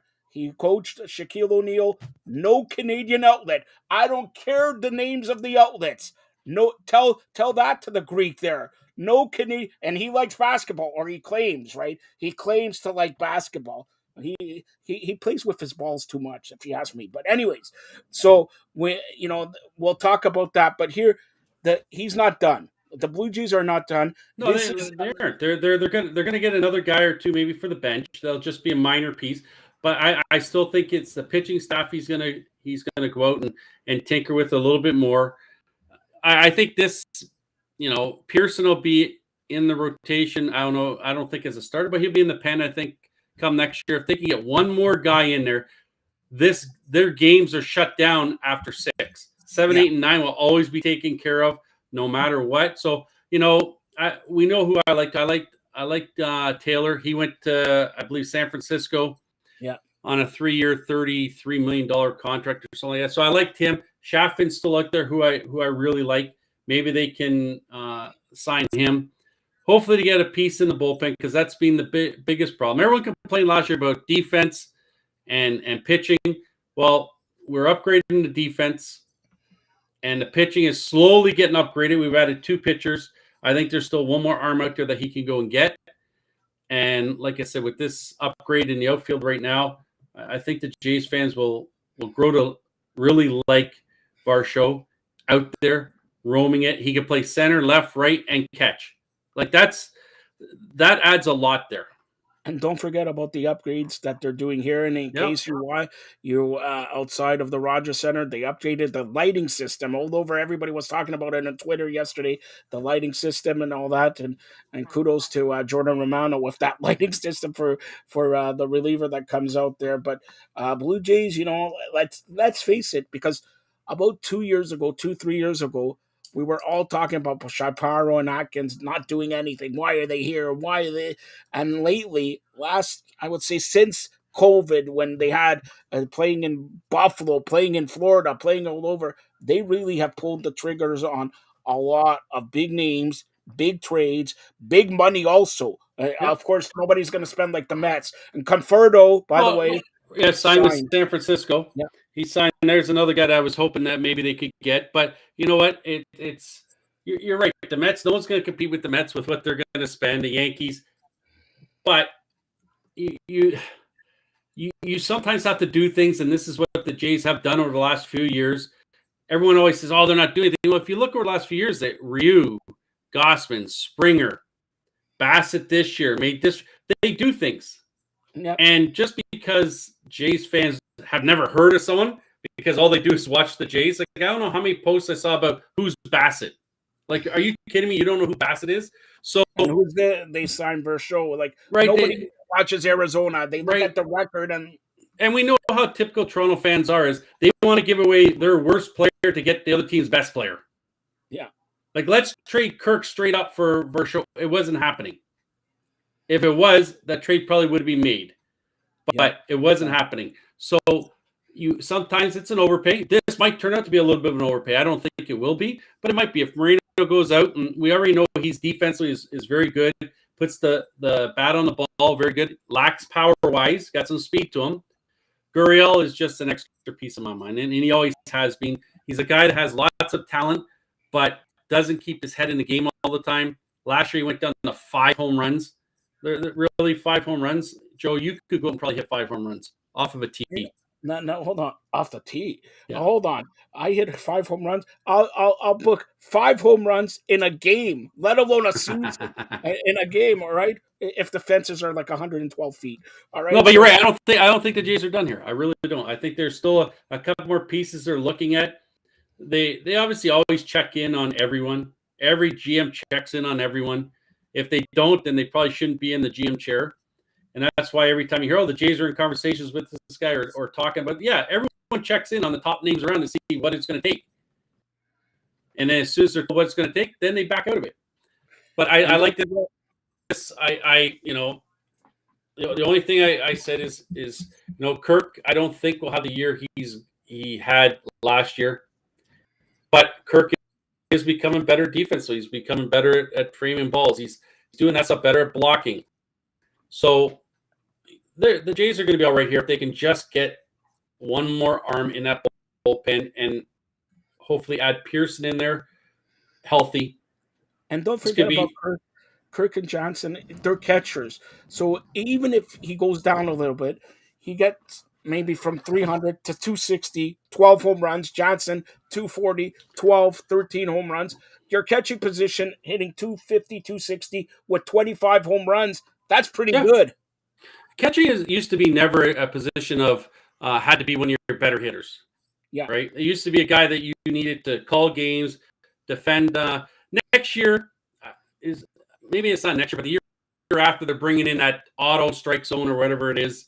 That's going to take a lot of the framing jobs out of it, because if you don't think it's a ball or if you think it's a strike, you're just going to call it and say, hey, I want to challenge that, right? So things will change there. So you're going to need a guy that can throw some runners that block some balls that are bounced in. I like what the Jays have done here. I'm still, they're not where they should be offensively like they were last year, because, like I said, you still have Kiermaier doing center field there. It's a guy that bats in his career 240 with no power. Yes, he can run a little bit, but a guy coming off a hip surgery, like Steve said yesterday, fractured his hip a few years ago, so he's always had hip issues. Hey, maybe the surgery helps him now. I don't know. Yeah. But and don't forget, last year, 2 years ago, Vlad hit 45 home runs or whatever. Yep. They lost a little bit of power last year. Nobody's talking about with Vlad not hitting 45. He hit 35, 36 or whatever, right? So it's always up and down, up and down. We're expecting, like, what you expect from catchers is, like I said, 250, 260, 12 home runs, Kirk, 12 home runs, Jansen, and we got 250 catcher with 25, 26 home runs.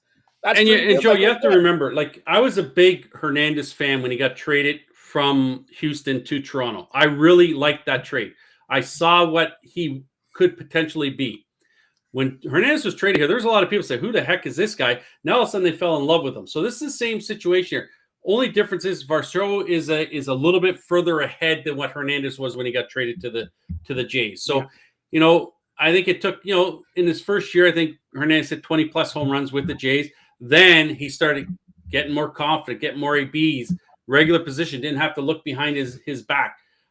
I think with Hernandez, a lot had to do with maybe he didn't want to sign here. So they figured, let's get him out of town now. Yes, they probably could have got a little bit more for him. But at the same time, you also had a guy that checked out a few times. We've seen it, watching the ball, and they would hit off the top of the fence. Or he wouldn't run for a ball in the outfield or make a bad decision on the bases. A lot of this stuff is getting cleaned up. I like it. You also have to remember that Mattingly is going to play a big role in this. This is a guy that, was on not like the little general. Right? But Mattingly is a guy that's played in the bigs at a high level and was just on the outside of getting into the Hall of Fame. So he's a guy that's going to help some of these guys, along with their hitting coaches and other stuff, once they get into camp. So I'm looking forward to this. I hope that they get another arm. And by this, all this is said and done, by next season, everyone's going to grow to love Varsho and what he does and how he goes about the game. Like I told my son, I said, he reminds me, looking at him, I'm not saying he is, but looking at him, he reminds me of Mike Trout. That's what he looks like to me. Very solid looking guy, busts his tail, and doesn't take anything for granted. So if that's what we're getting, and he keeps doing this and keeps getting better, this is going to be a plus trade. Cool. And you remember a couple of years ago, more than a couple of years ago now, but when we made the trade with Colorado, we traded Hoffman there. Yeah. He was one of the better up and coming pitchers the Jays had. And everyone's like, oh, we shouldn't have included him in that. And he never made it. He never was a regular in the big. So prospects are prospects until they get to the bigs and they show otherwise. A lot of prospects don't iron out. And Moreno could be in that same category. I don't think he will be. I think his power won't be there, but he'll be a guy that gets on base for guys to drive in, and he'll do his job behind the plate. But you have to give up something to get something. And this trade, I really like this trade. And if you look at it, historically, the Blue Jays go out west with Oakland. I don't have to tell you, Josh Donaldson, their third baseman right now.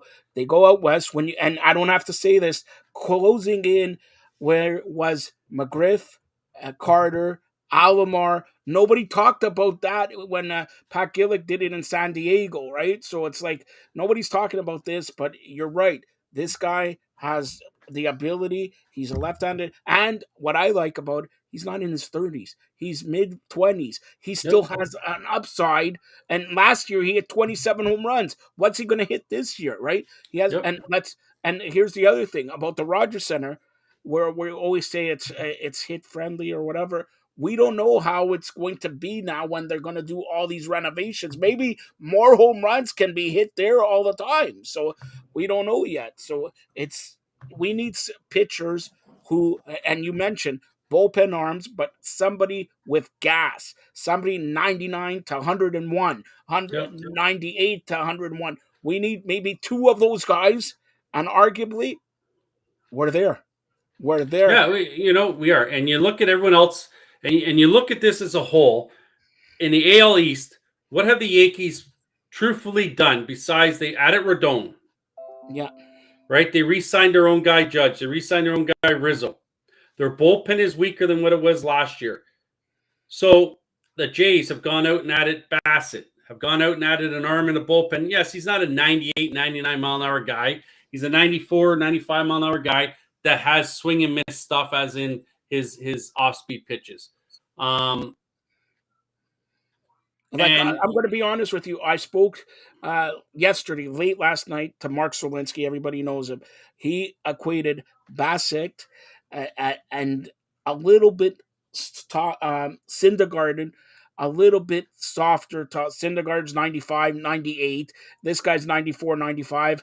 And then, he said he's a perfect Gosman pitches, and then Bassett pitches. He's perfect. And here's what you have now over the last couple of years that you've added Manoah, you brought him up. You had Gosman, you brought him up. Now you signed Bassett. These are three guys in the rotation that compete, that have that edge to them, that hate to lose.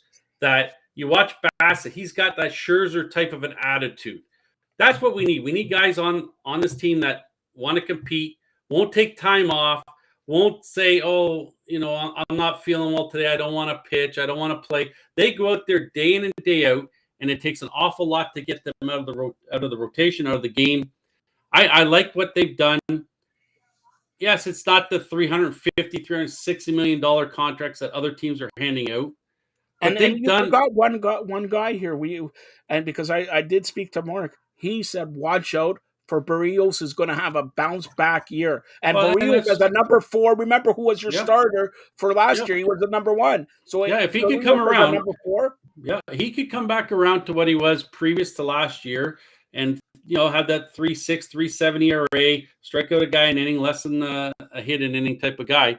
This is a solid 4 rotation, and depending on who is our 5 guy, if it's Kikuchi or whoever, this is a pretty solid rotation that they have that will get you. All those guys will get you 6. They could get you 7 if you wanted to. Yeah, but that's not the way the game goes anymore. It's 6, then we go to the bullpen. So, like I said, we still have Garcia, Romano. We got Swanson now out there. You got those 3 guys. Then yes, you got your Simbers, your Richards. You got Bass there. You got Pop there. So you got some guys that, don't forget, Pop is a guy that throws 98 miles an hour. Doesn't strike out a lot of guys because he's got so much movement. He throws the sinker. But they got some guys in the bullpen that can get it done. And it's probably been one of their better bullpens over the last 5 or 6 years. When you look at it, they got a guy. There's no question who your closer is. Yeah. Going into last year was who's going to be the closer. We know who the closer is this year. It's Romano. Now you got guys that can go 7, 8, 9, or 6, 7, 8 if you need them to. But you got guys that can rotate. If Romano can't go, then they can have Garcia go and close out the game. They can have Swanson if he's got to close out the game.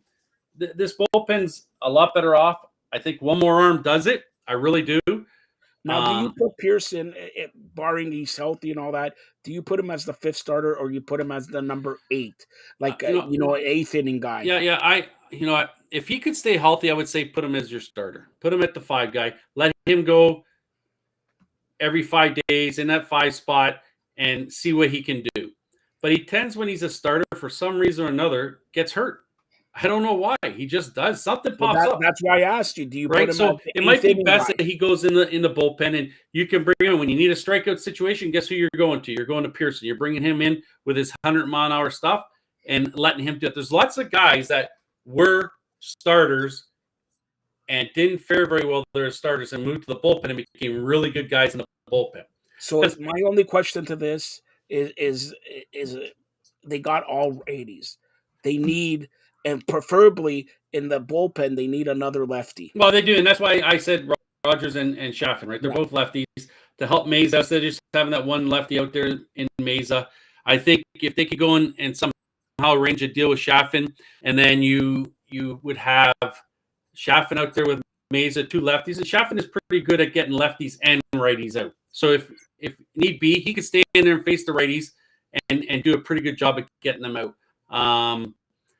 The problem would be is if you sign Chaffin and Pearson, then you have probably Richards is gone, which it's not going to break my heart that Richards is gone. He's a mop-up guy anyways, right? Yeah.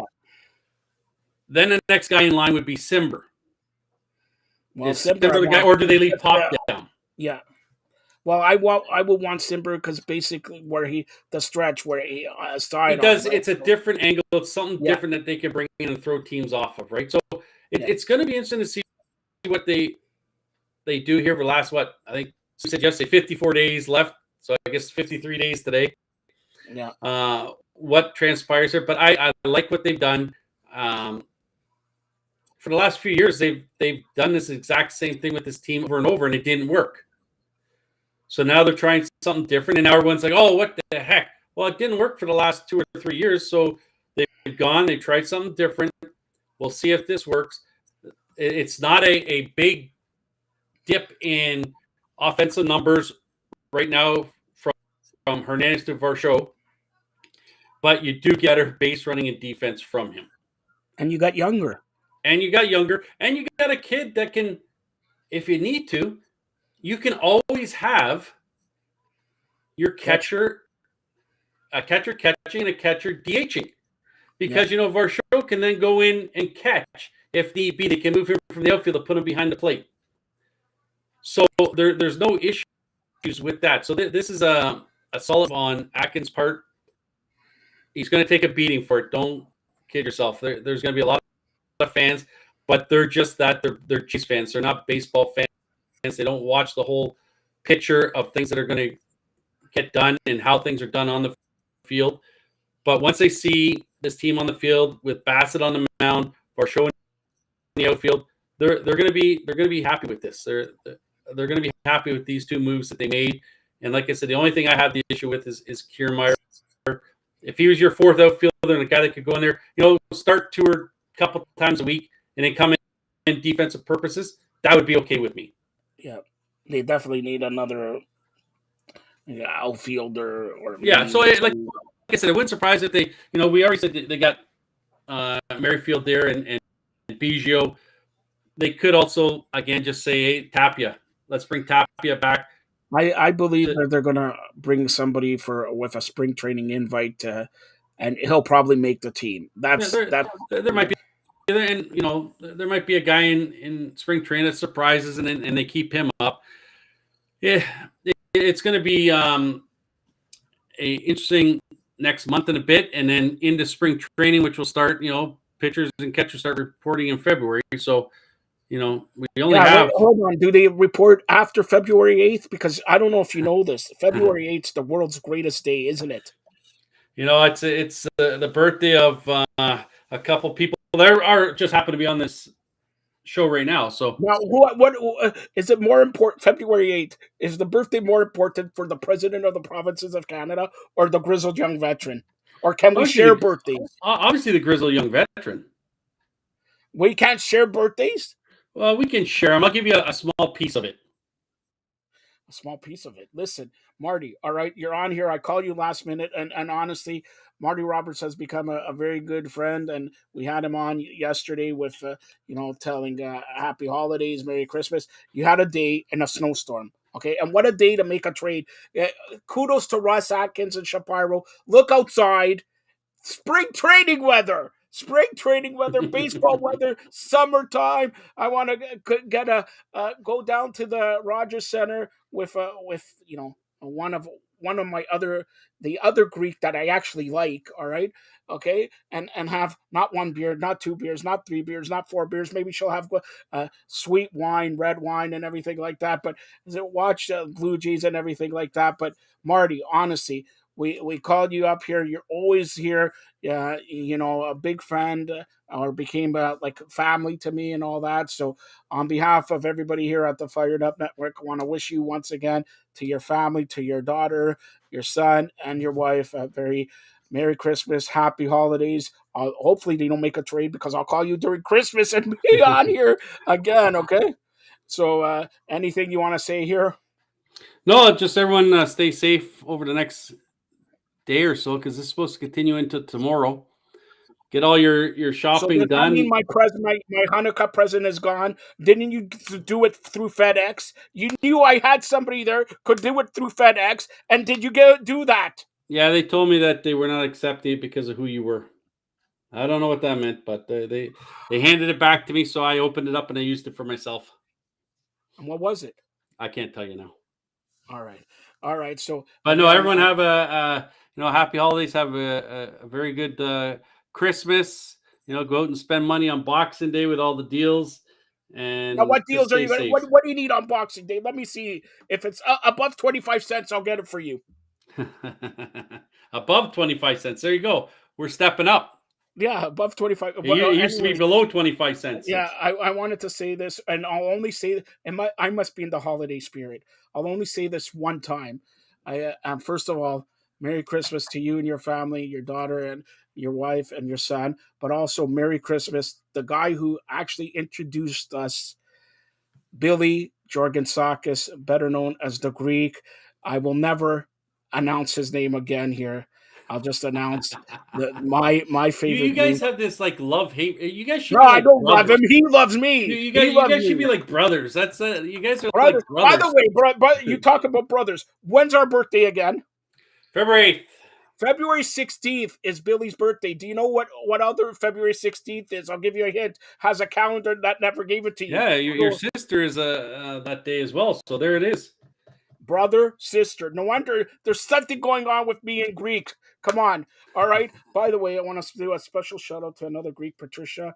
Patricia, hopefully you have a great Christmas there, and you owe Marty some FedEx stuff. I don't know. He said it didn't deliver or whatever. Shame on you, Patricia. Shame. Didn't deliver. I thought FedEx delivers through wind, snow, rain, just not through Spanish. All right. So, Marty, any final thoughts here? No, that's it. Was happy to see this trade be made. We'll see what else happens, but everyone just have a good Christmas. And remember, leave the opening for Santa to come down. Don't put anything in front of him so he has a problem coming down. You always got to touch his nose, take the dip down. Hold on, Marty. Since me being Jewish, all right, I have a question. I always wanted to know this, okay? You drink eggnog? Nope. What is eggnog? I don't know. Never had it. But I did last night. Like I told you before, I went up to the keg. Oh, my gosh. Was I full? Wait a minute. How many steaks did you have? Did you make I had a 14-ounce prime rib.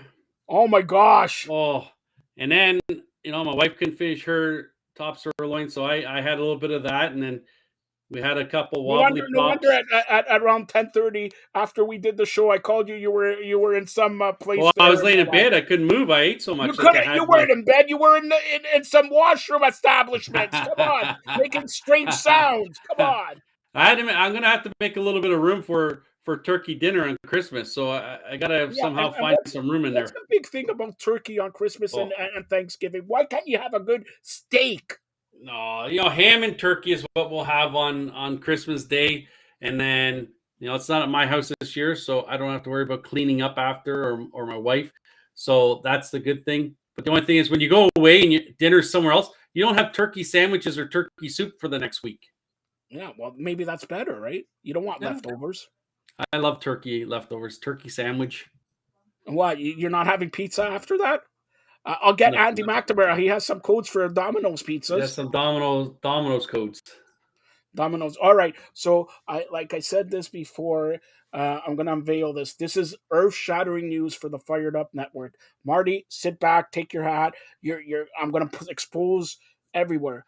Starting very soon, in fact, maybe next week, we are going to be distributed to 230 million households due to our good friends at WorldWURL.com. They're putting us on all these platforms everything.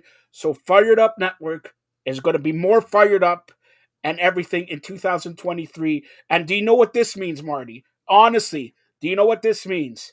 This means Joe. I'm still stuck on that. You said you were going to expose. I'm like, oh, please, Joe, leave your clothes on. All right, here we go, Marty. So here I'm gonna say this to you. Do you know what this means, Marty?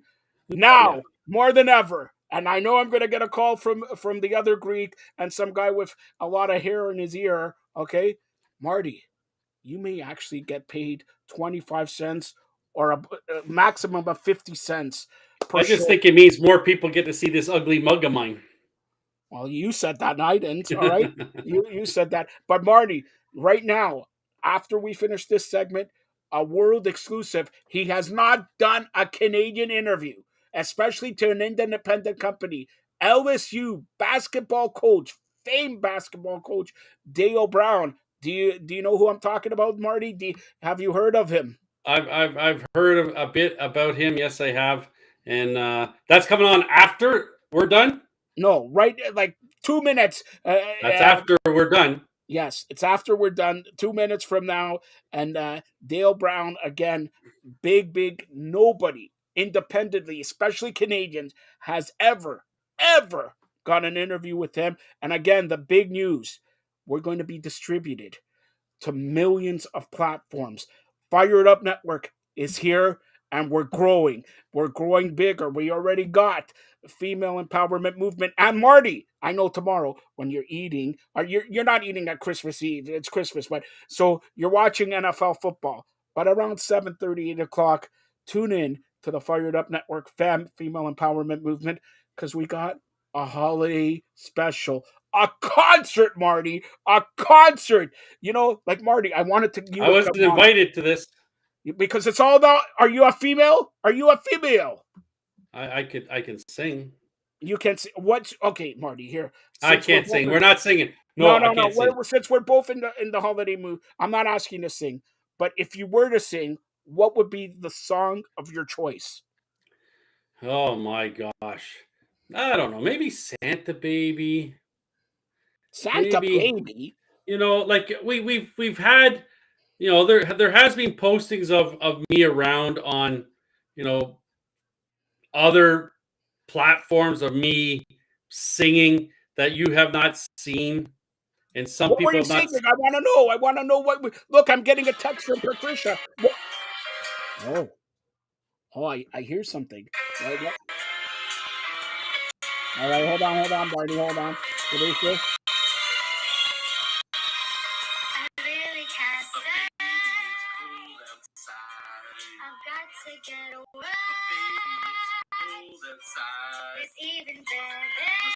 It is cold outside.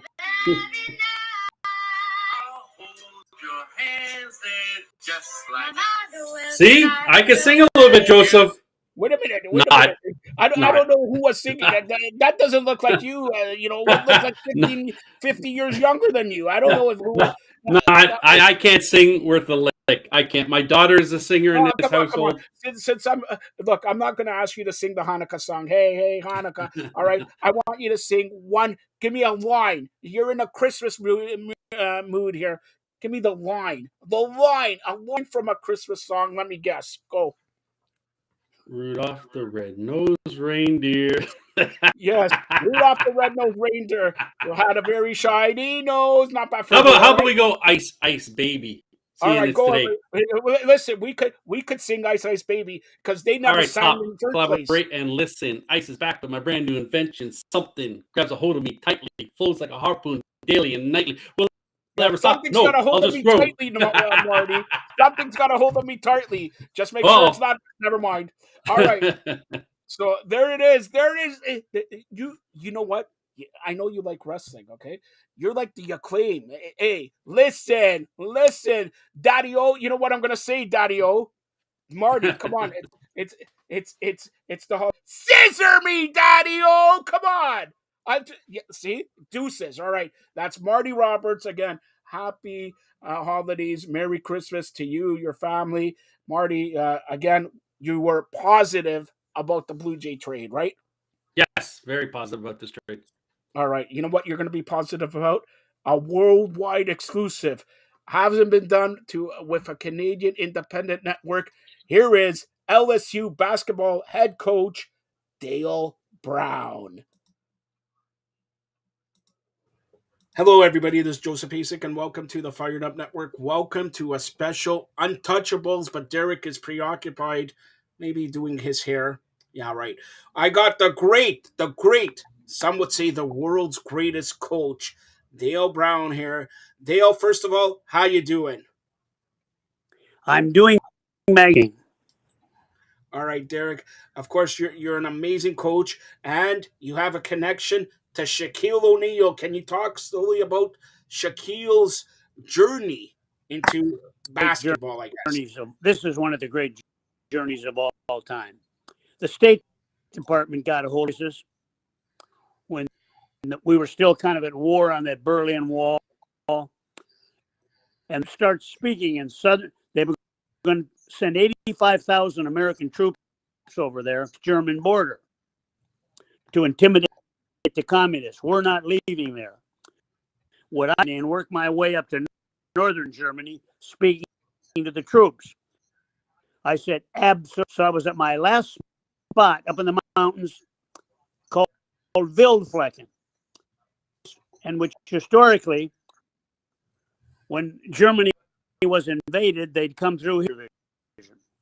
And I finished my lecture, and I was packing my bag, and I thought, I'm anxious to get home. I get a tap on the shoulder, and I turn around, and here's a gentleman, maybe 6'9", 250 maybe, well-built, stutter little and shy. And he says, Coach Brown, I'll be trying out for the team. I can't dunk a ball, and I run up and down the court about 2-3 times. Extremities tight. He said, can you show me some exercises and I can have some endurance? And I said, sure. I said, do you have, how long? And he smiled, and he cupped his hand over his mouth. He says, Coach Brown, I'm not. I said, you're not? He said, I'm only 13 years old. Being the Rhodes question, what's your name? He said, Shaquille O'Neal. I said, what do you do? He said, my father's a career military man. So I said, well, I'd like to meet him. I said, well, let's go meet him. I was just putting my hand on the door of the Sun, and here's a guy with a green military towel, barrel-chested, profusely. That's my dad. Wow. So I said, Sergeant Harrison, head basketball coach at LSU. Yeah. And I said, I'd like to give you my card. And when he's kind of looking almost with disdain at it, and not really making, he said, excuse me for interrupting, Coach. He said, can I say something? He said, basketball. But he said, I think it's time our young men get educated so that they can be in the Army instead of a lowly sergeant like myself. And he said they can be head coaches and coaches running all over the country, recruiting players for white coaches. If you're intellect, someday we might talk. Well, that's exactly my. So as soon as I got back to Baton Rouge, without even going home to see my wife after being gone I went to the office and sent the weight training program. Shortly after that, I got a letter, APO from Germany, Wildflecken. I did everything you told me to do, and my high school coach cut me off the team. I'm too slow. I'm too clumsy. I have too big of feet. By the way, they were 8. He said that I could never be a basketball player. Why don't I be a goalie and soccer? Man, I sat down behind the desk and thought, what kind of a profound statement am I going to make a child that just had his heart broken? Well, heck, I'm going to tell him about my life. My biological father abandoned my mother and I 2 days before I was born. She came off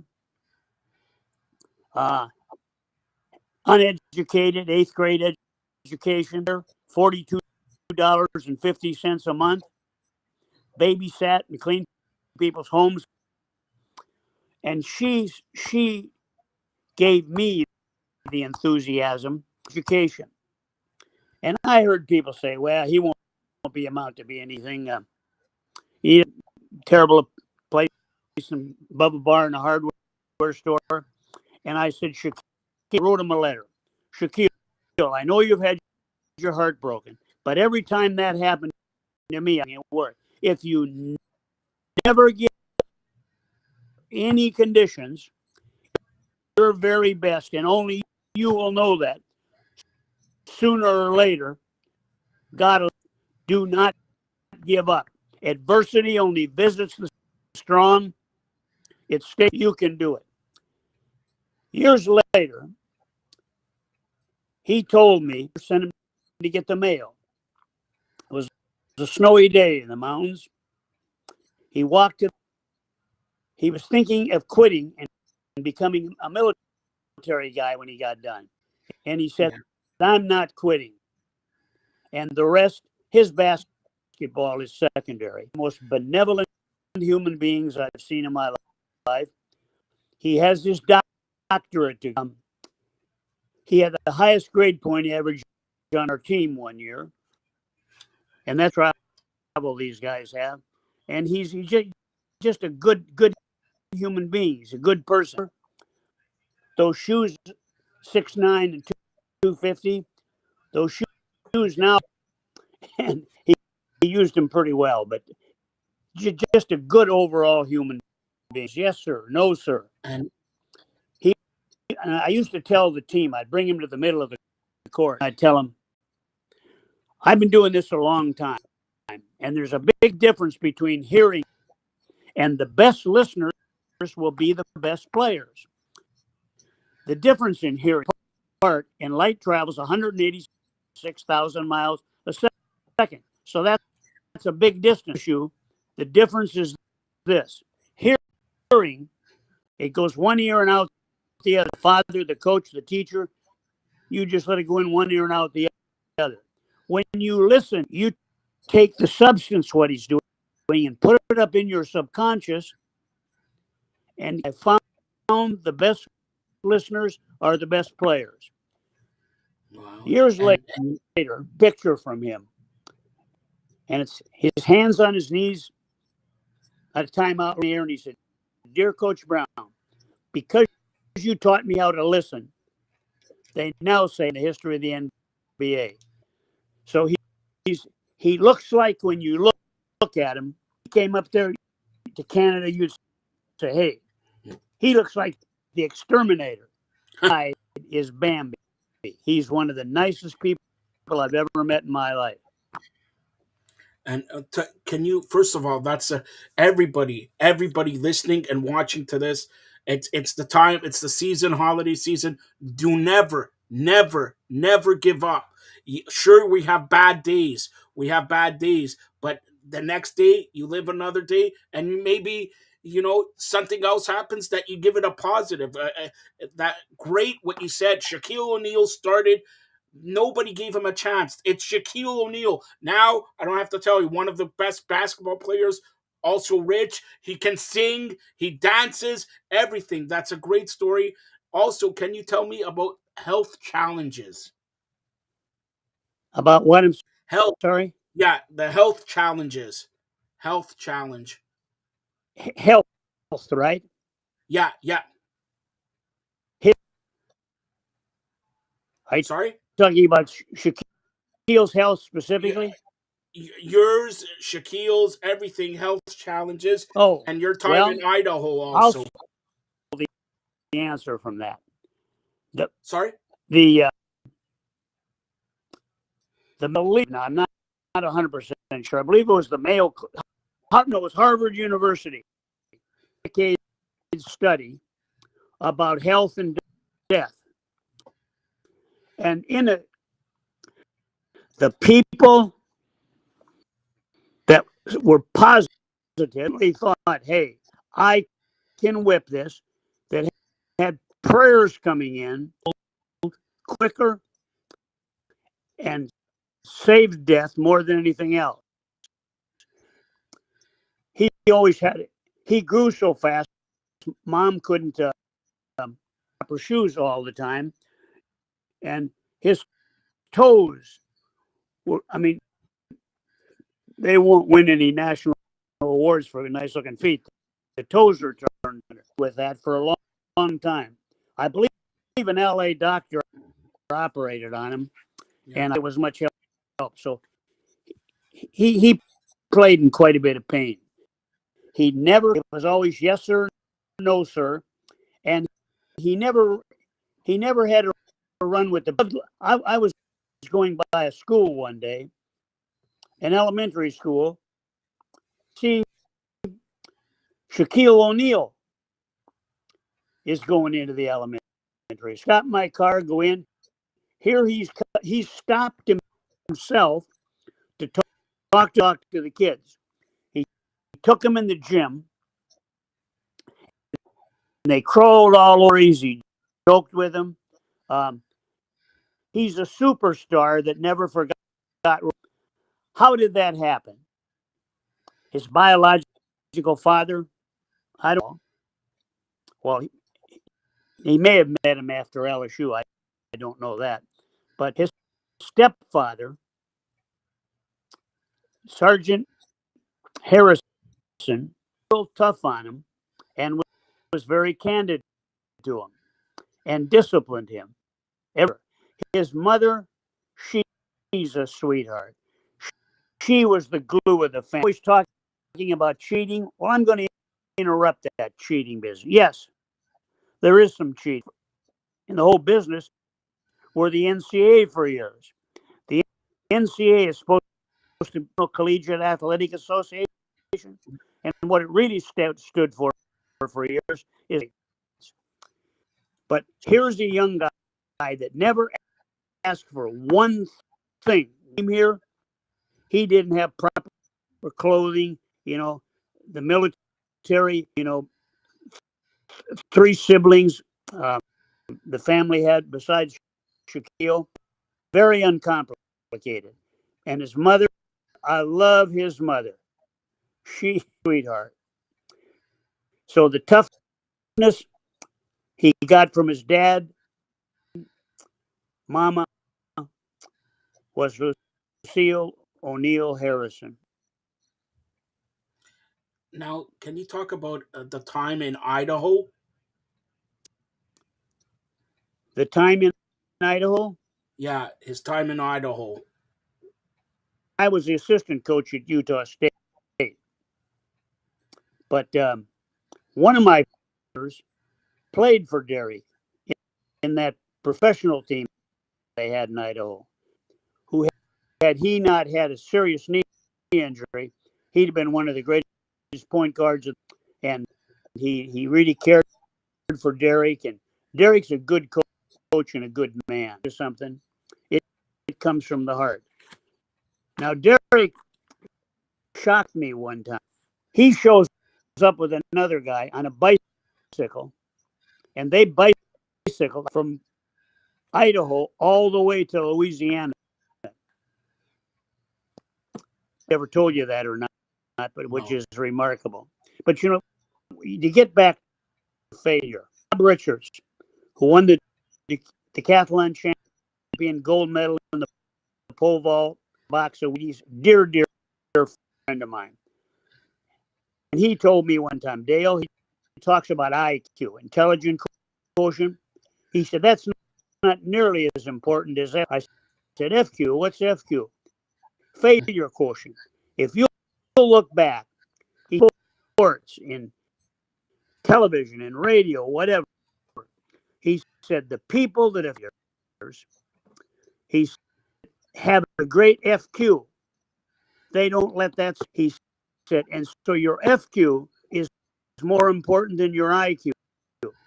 Everybody, and I think that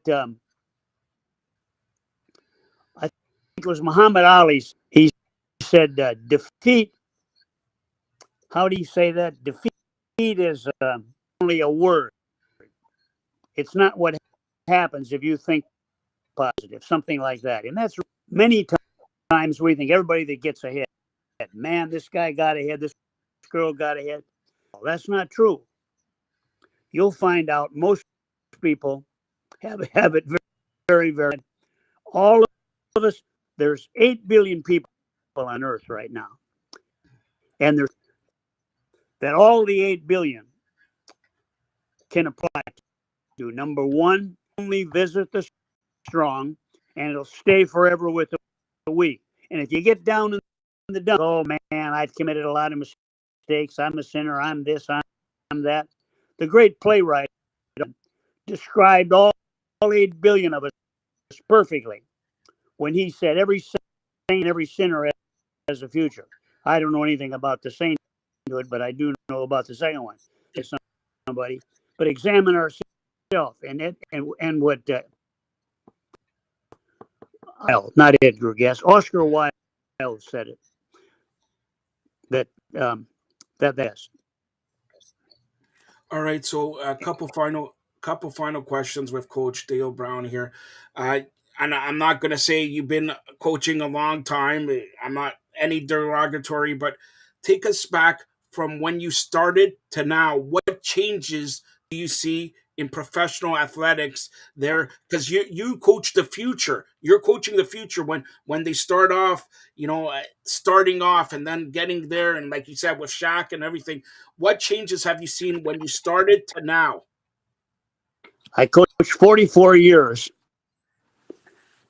of coaching time.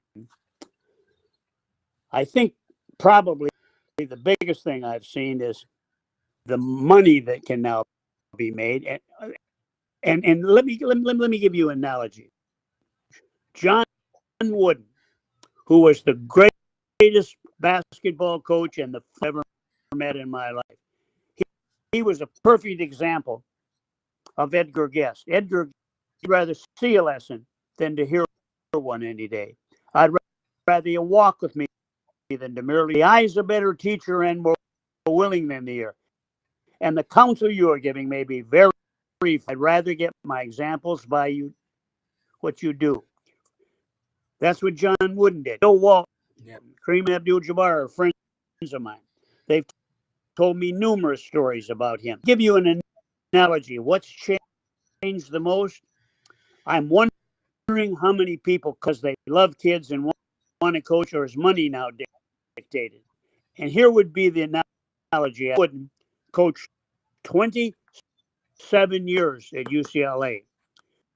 He won 1-0 national championship. Nobody's even gotten close to him. He's half that. When he retired, this is not an error, was $32.50. That counted for, so money's kind of taken over the game instead of the enthusiasm and the love for people. John Wooden was a paramount example. And I think the other thing that I learned from John, I went out when I first got the job at LSU in 19 college job I had, and I wanted to talk to the leaders and study them. And the thing that I learned about coaching, players don't care how much you know until they know. And once you do that, Coach Wooden told me one time, he said, Dale, Mr.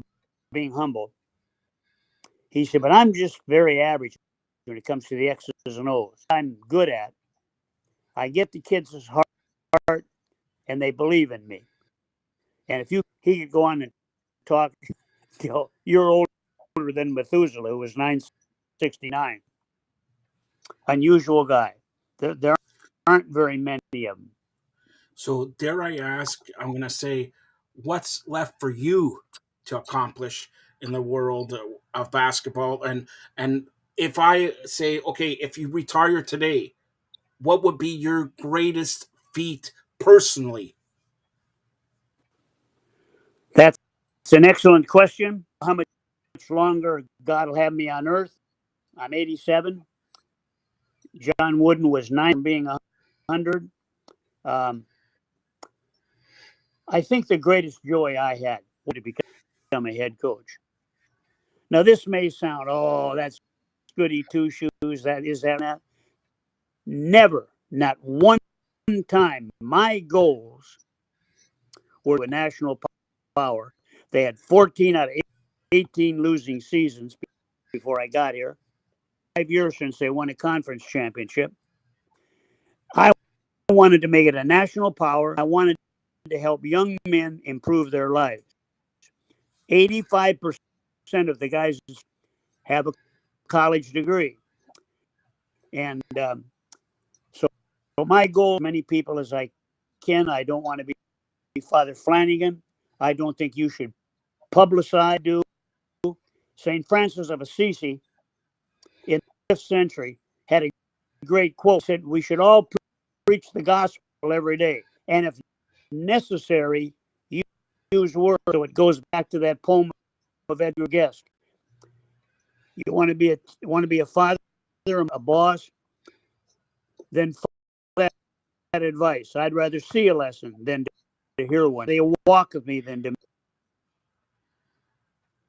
The eye's a better teacher and than the or giving may be very fine and true, but I'd rather get my examples. But a perfect example of that, I had no father in my life. We had no contact, literally. Him momentarily twice in my entire life. My mother was the asset about education, and a moper and a crybaby. You've got to take what's given to you. There's going to be heartache.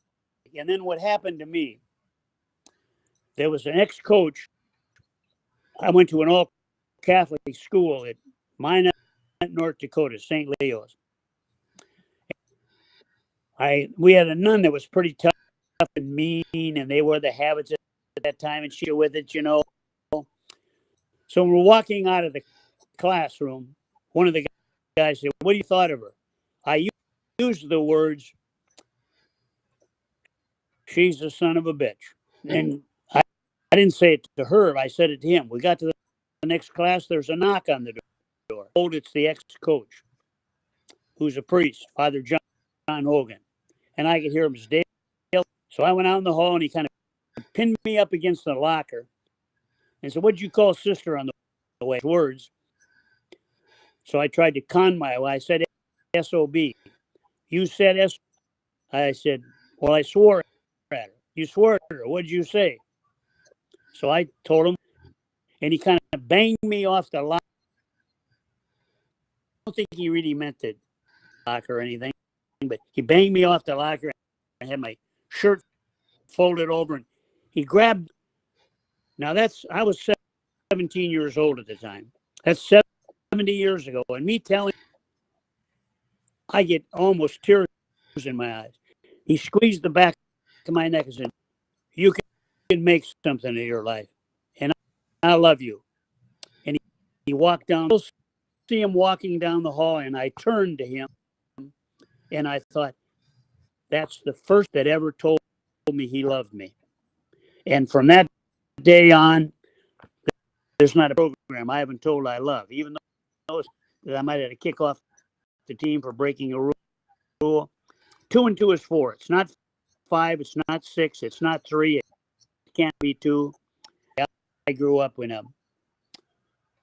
a good mother and a good ex-coach. All right. So three final questions. Number one, take me through in the lay of a life of Dale Brown here. We all know basketball is your life. Let's put it that way, okay? But do you like other sports? Do you like fishing? What do you do in a day of your life if you're not doing basketball? Or do you watch the NBA also? I am a fan of the NBA for a combination of reasons. I go to basketball games.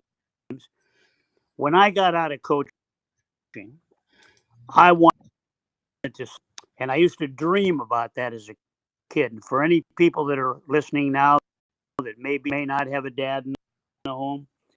I used to sit in the fire escape, and I would draw Dakotas as flat as the top of your desk. I'd like to climb the highest mountain, I'd like to travel. I'd never been out of mine in North Dakota. Maybe do a little town out 20 miles or a little trip with the basketball team. And with that stuck in my mind, in my brain, I traveled in 90 countries in the world, and I climbed the Matterhorn. So the impossible can do until somebody does it, and that somebody can be you. And activity in this country, there's so much division. The Republicans say the Democrats. The Democrats don't belong to any party and never will belong to a party. I belong to the human race. I don't judge people by color, by ethnic group, by their religious background, whether they were in prison or not. And it goes back again, what I said, Oscar Wilde, every saint has a past and every sinner has a future. So right now, my goals, I don't do as much public speaking as I did before. I have 3 grandsons. The youngest one's now, right now, basic training in Great Falls up in the Midwest for a Navy SEAL coach, basketball coach, college basketball coach, and the other one's an attorney. As much time as I can with them. And I've been with the same, thank God, how 63 years. I can't live with myself. Same wife for 63 years. I met on North Dakota border in Columbus, North Dakota. Wow. So I've been blessed and help people as much as I can. There's a lot of, and I'm not talking about parasites.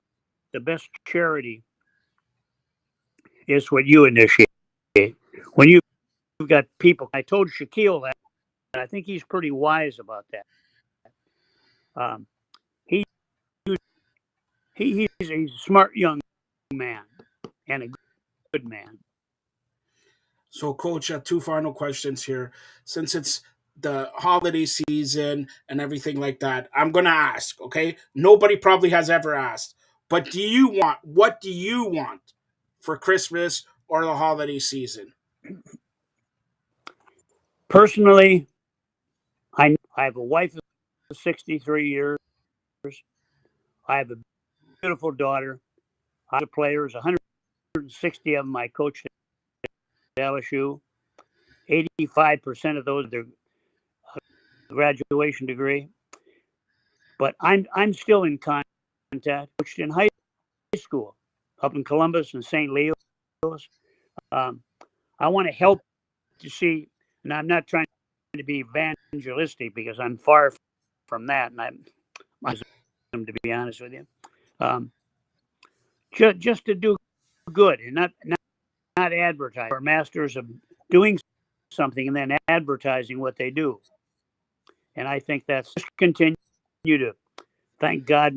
My health has been for 87. I know I'm 69, so I can count that out.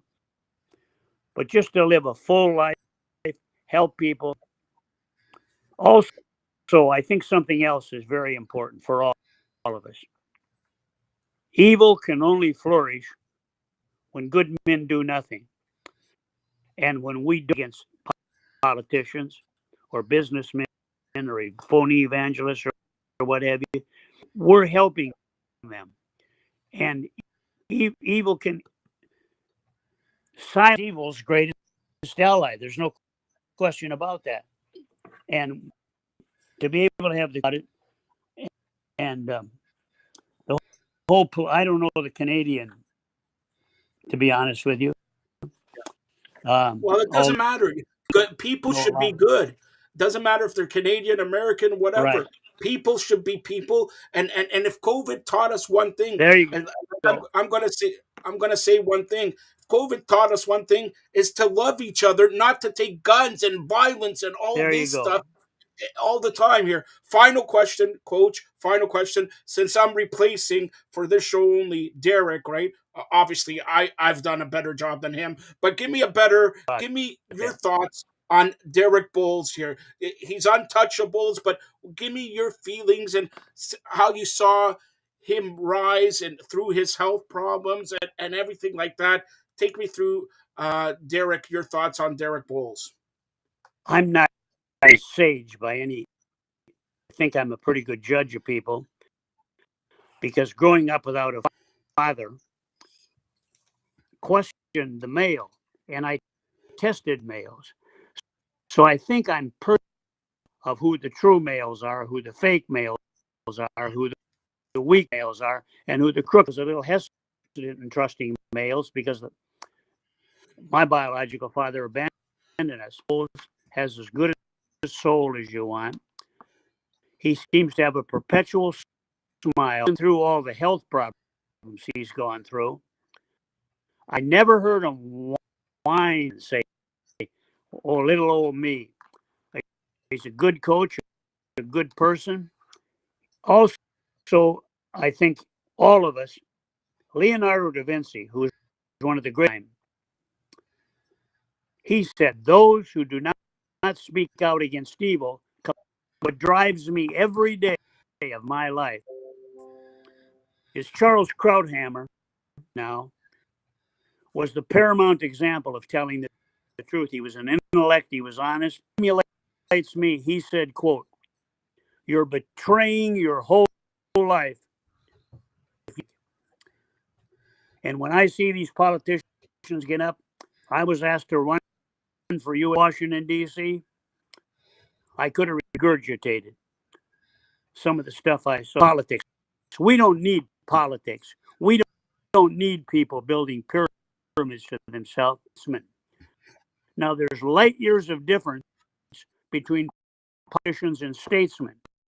186,000 miles a second. So even a dumb guy from North Korea, I can figure that out.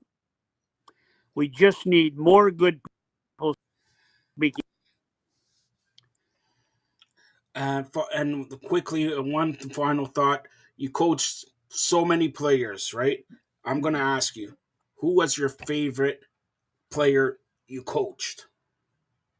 I could not, this isn't being, give you one player.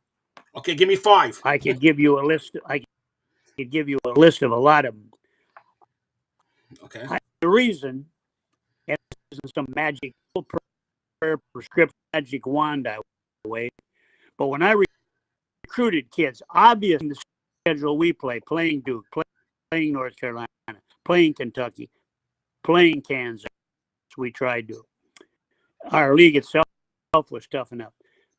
But when I went to see him, his actions on the floor, how did he treat his coach? How did he treat his... I always tried to think to myself, I want that to babysit Arter. And to be honest with you, not trying to sound self or holy at all, because I'm far from that, but there were numerous that had the talent, but I just didn't think had the character. You don't have to be a canonized saint to have coached you, or I'd have never gotten the job. I don't mean it that way. I was really blessed in my 25 years. And, you know, the average life expectancy of a coach is 4 years. And I lasted 25 years. But, I was in, and I wanted to teach more than just basketball. Obviously, you got to teach fundamentals. You got to your defenses, your offenses, but just to make it. In fact, at my birthday, I got calls from former players of mine. Now I'm talking about when I was in college, high school kids I coached. When I was in Washington State, the head coach, I got 98 calls from my birthday, emails or messages that wish me happy birthday. So everybody's got a win or you're going to get fired. But now, final question, Coach. Sorry. You, by the way, I'm not stroking the interviewer.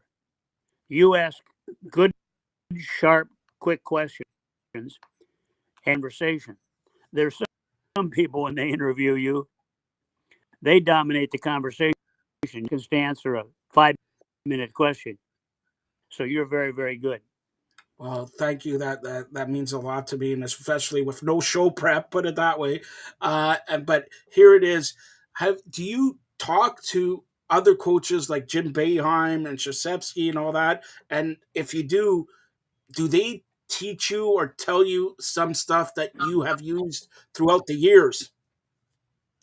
The people I've probably been the closest to, John, 1972.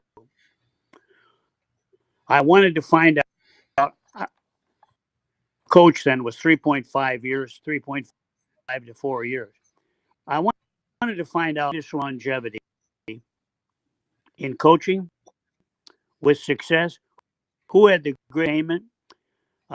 And I called all those people who had the greatest longevity in the ministry. Norman Vincent Peale, I called him. Longevity in speaking, the great pole vaulter, gold medal in the Olympics, the catchers.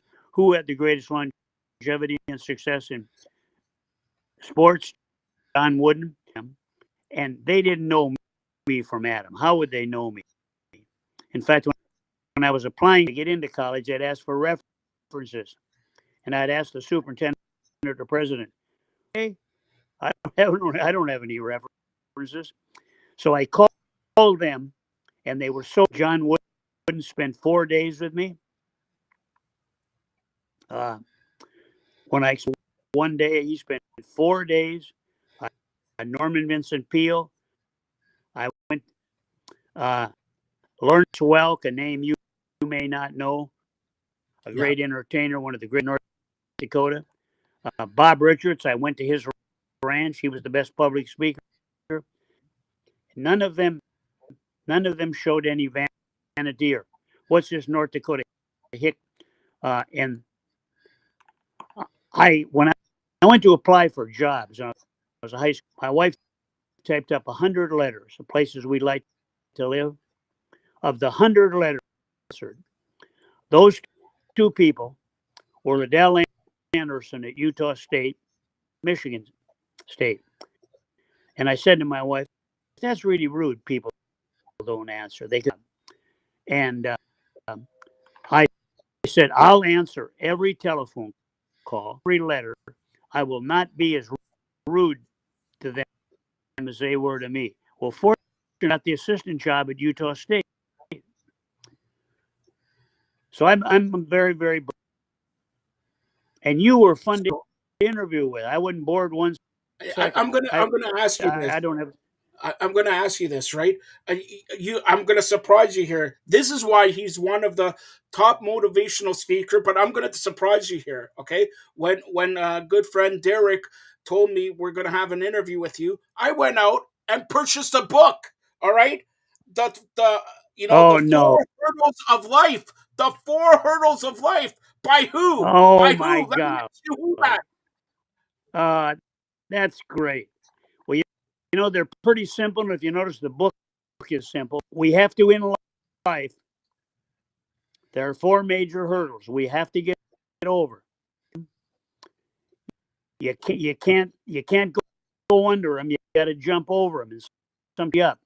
And if we do that, you can be. If I can have success with no references and grow a job on the Saskatchewan border of 700 people, and the 4 hurdles, that's really nice to see. In fact, get my email from Derek, and then send me your address that I think you'll enjoy. And you've been a delight. Well, thanks a lot for that. I get bored very easy, and I wasn't bored once. And you know what? Send me the email of Shaq, because once you reach 100, we gotta have a huge party and let Shaq spend a little dollar each, guys. Okay, you know what we're talking about. Let him spend a little bills, the green bills there. Okay, because he's got more bills. We could have some green bills there. You know what I'm saying? Okay, come on. But a final question here. Final question. What more? Like I said, when you give advice to kids, because like I said, you're one of the top motivational speakers, and you see guys now, kids and even older folks and everything like that. What's your final thought for the people listening and watching to this? What's your final thought? Because we have, like I mentioned, it's the holiday season, and people are always down on the holiday season. What's your final thought for the people who are watching and listening to this? I think that nothing is so beneficial as and we all make mistakes. Go back to Oscar Wilde's quote, and just to be to be somebody else. When you get what you want and struggle for yourself and the world, just go to the mirror and look at yourself and see what that man has to say. For it isn't sweetheart whose judgment upon you must pass.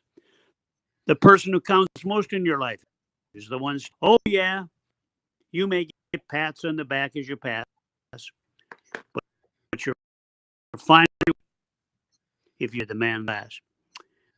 And I try. I'm so far from being perfect, but I'm going to continue to work for it. I know there's no for sure work for it, and thank God I had a good mother that got it properly. That's very well said. Again, that's Coach Dale Brown, simply one of the best motivational speakers. Check book, and you have one book. What do you have? 4, 5, 6 books? I think there's 5 books. My that you don't read like a book. It's called a collection, and over the years I've collected. We all are playing me a quote one time. I was leaving his house 11:00 at night, and I said, "Quote,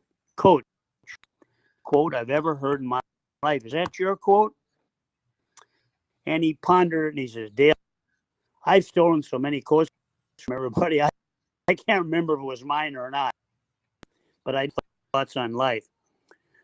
It covers just about everything in life, from prejudice to failure to courage to achievement.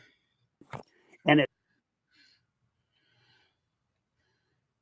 right. It's things I've did. I always underline books when I read them up, and I collected them all and broke them down into categories. And I'll just give you a brief finale of it.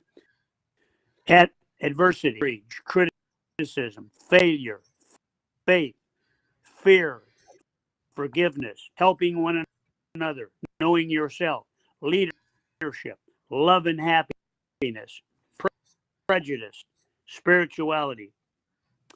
And I like that. It's not a real book. It's quotes from people, and 99% of me. And again, you've been a delight. If we can get, I thought I was Denny the Dimwit when it came to electronics. I think they my position. So I got one question. I know he's watching. Okay, some guy named Shaquille. He goes, "Coach, I have to ask you this, Coach. Can you teach him some wrestling moves? Because now he wants to get involved in wrestling." Who does? Shaquille O'Neal. Oh yeah, he's a joker. He's not gonna. He's not gonna. He does that. He's got such a good sense of humor. To finalize this, the biggest mistake I made in coaching, I'm mad at myself for it.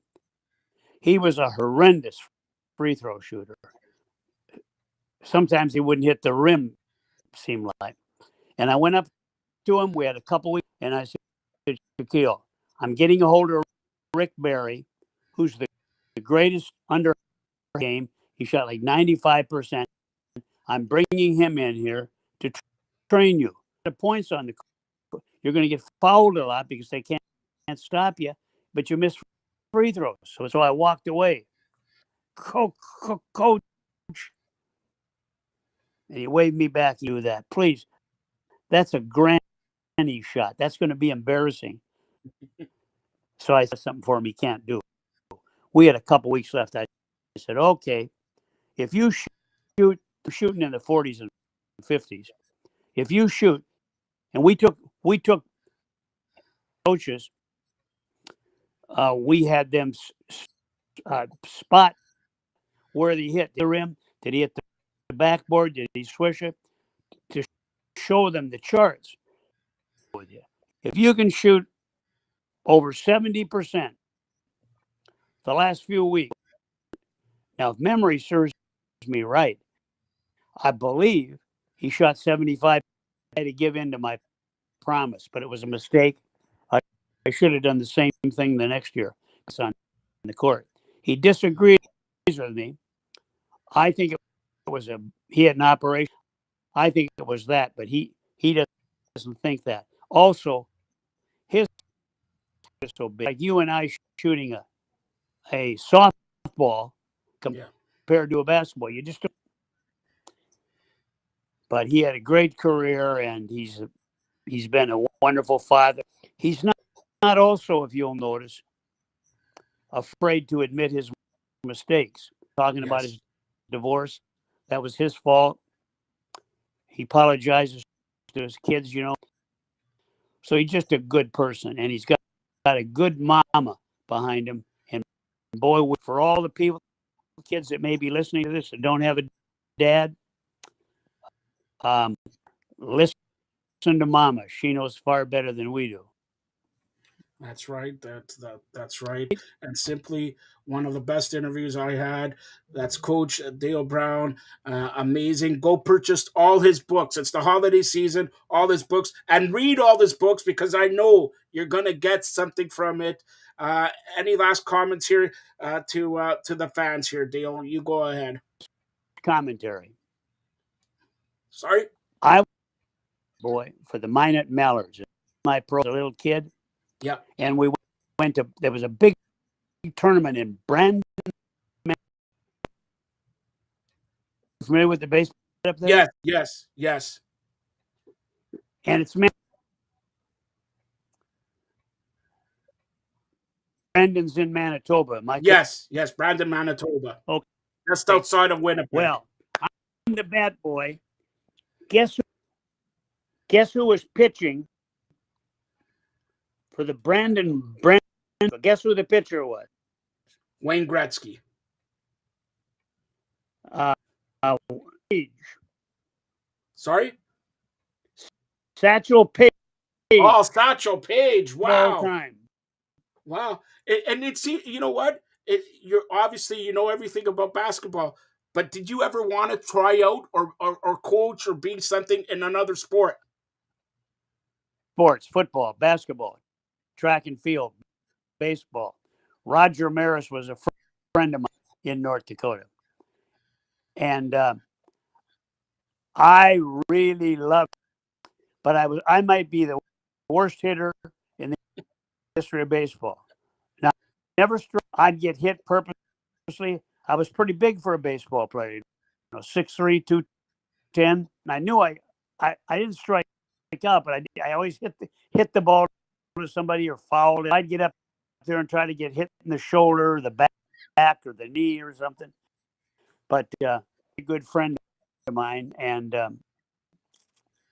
you know who was even worse at baseball? Me?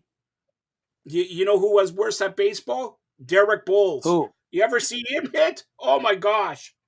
No. Who is that? Derek. Derek was one of the worst baseball players. Oh, Derek. Told me when he first met me. I thought was a humble guy, but he told me when I said, Derek, my friends all call me Derek the Great or the Great Derek, if you wouldn't mind doing that. I didn't do it because I didn't never call him that.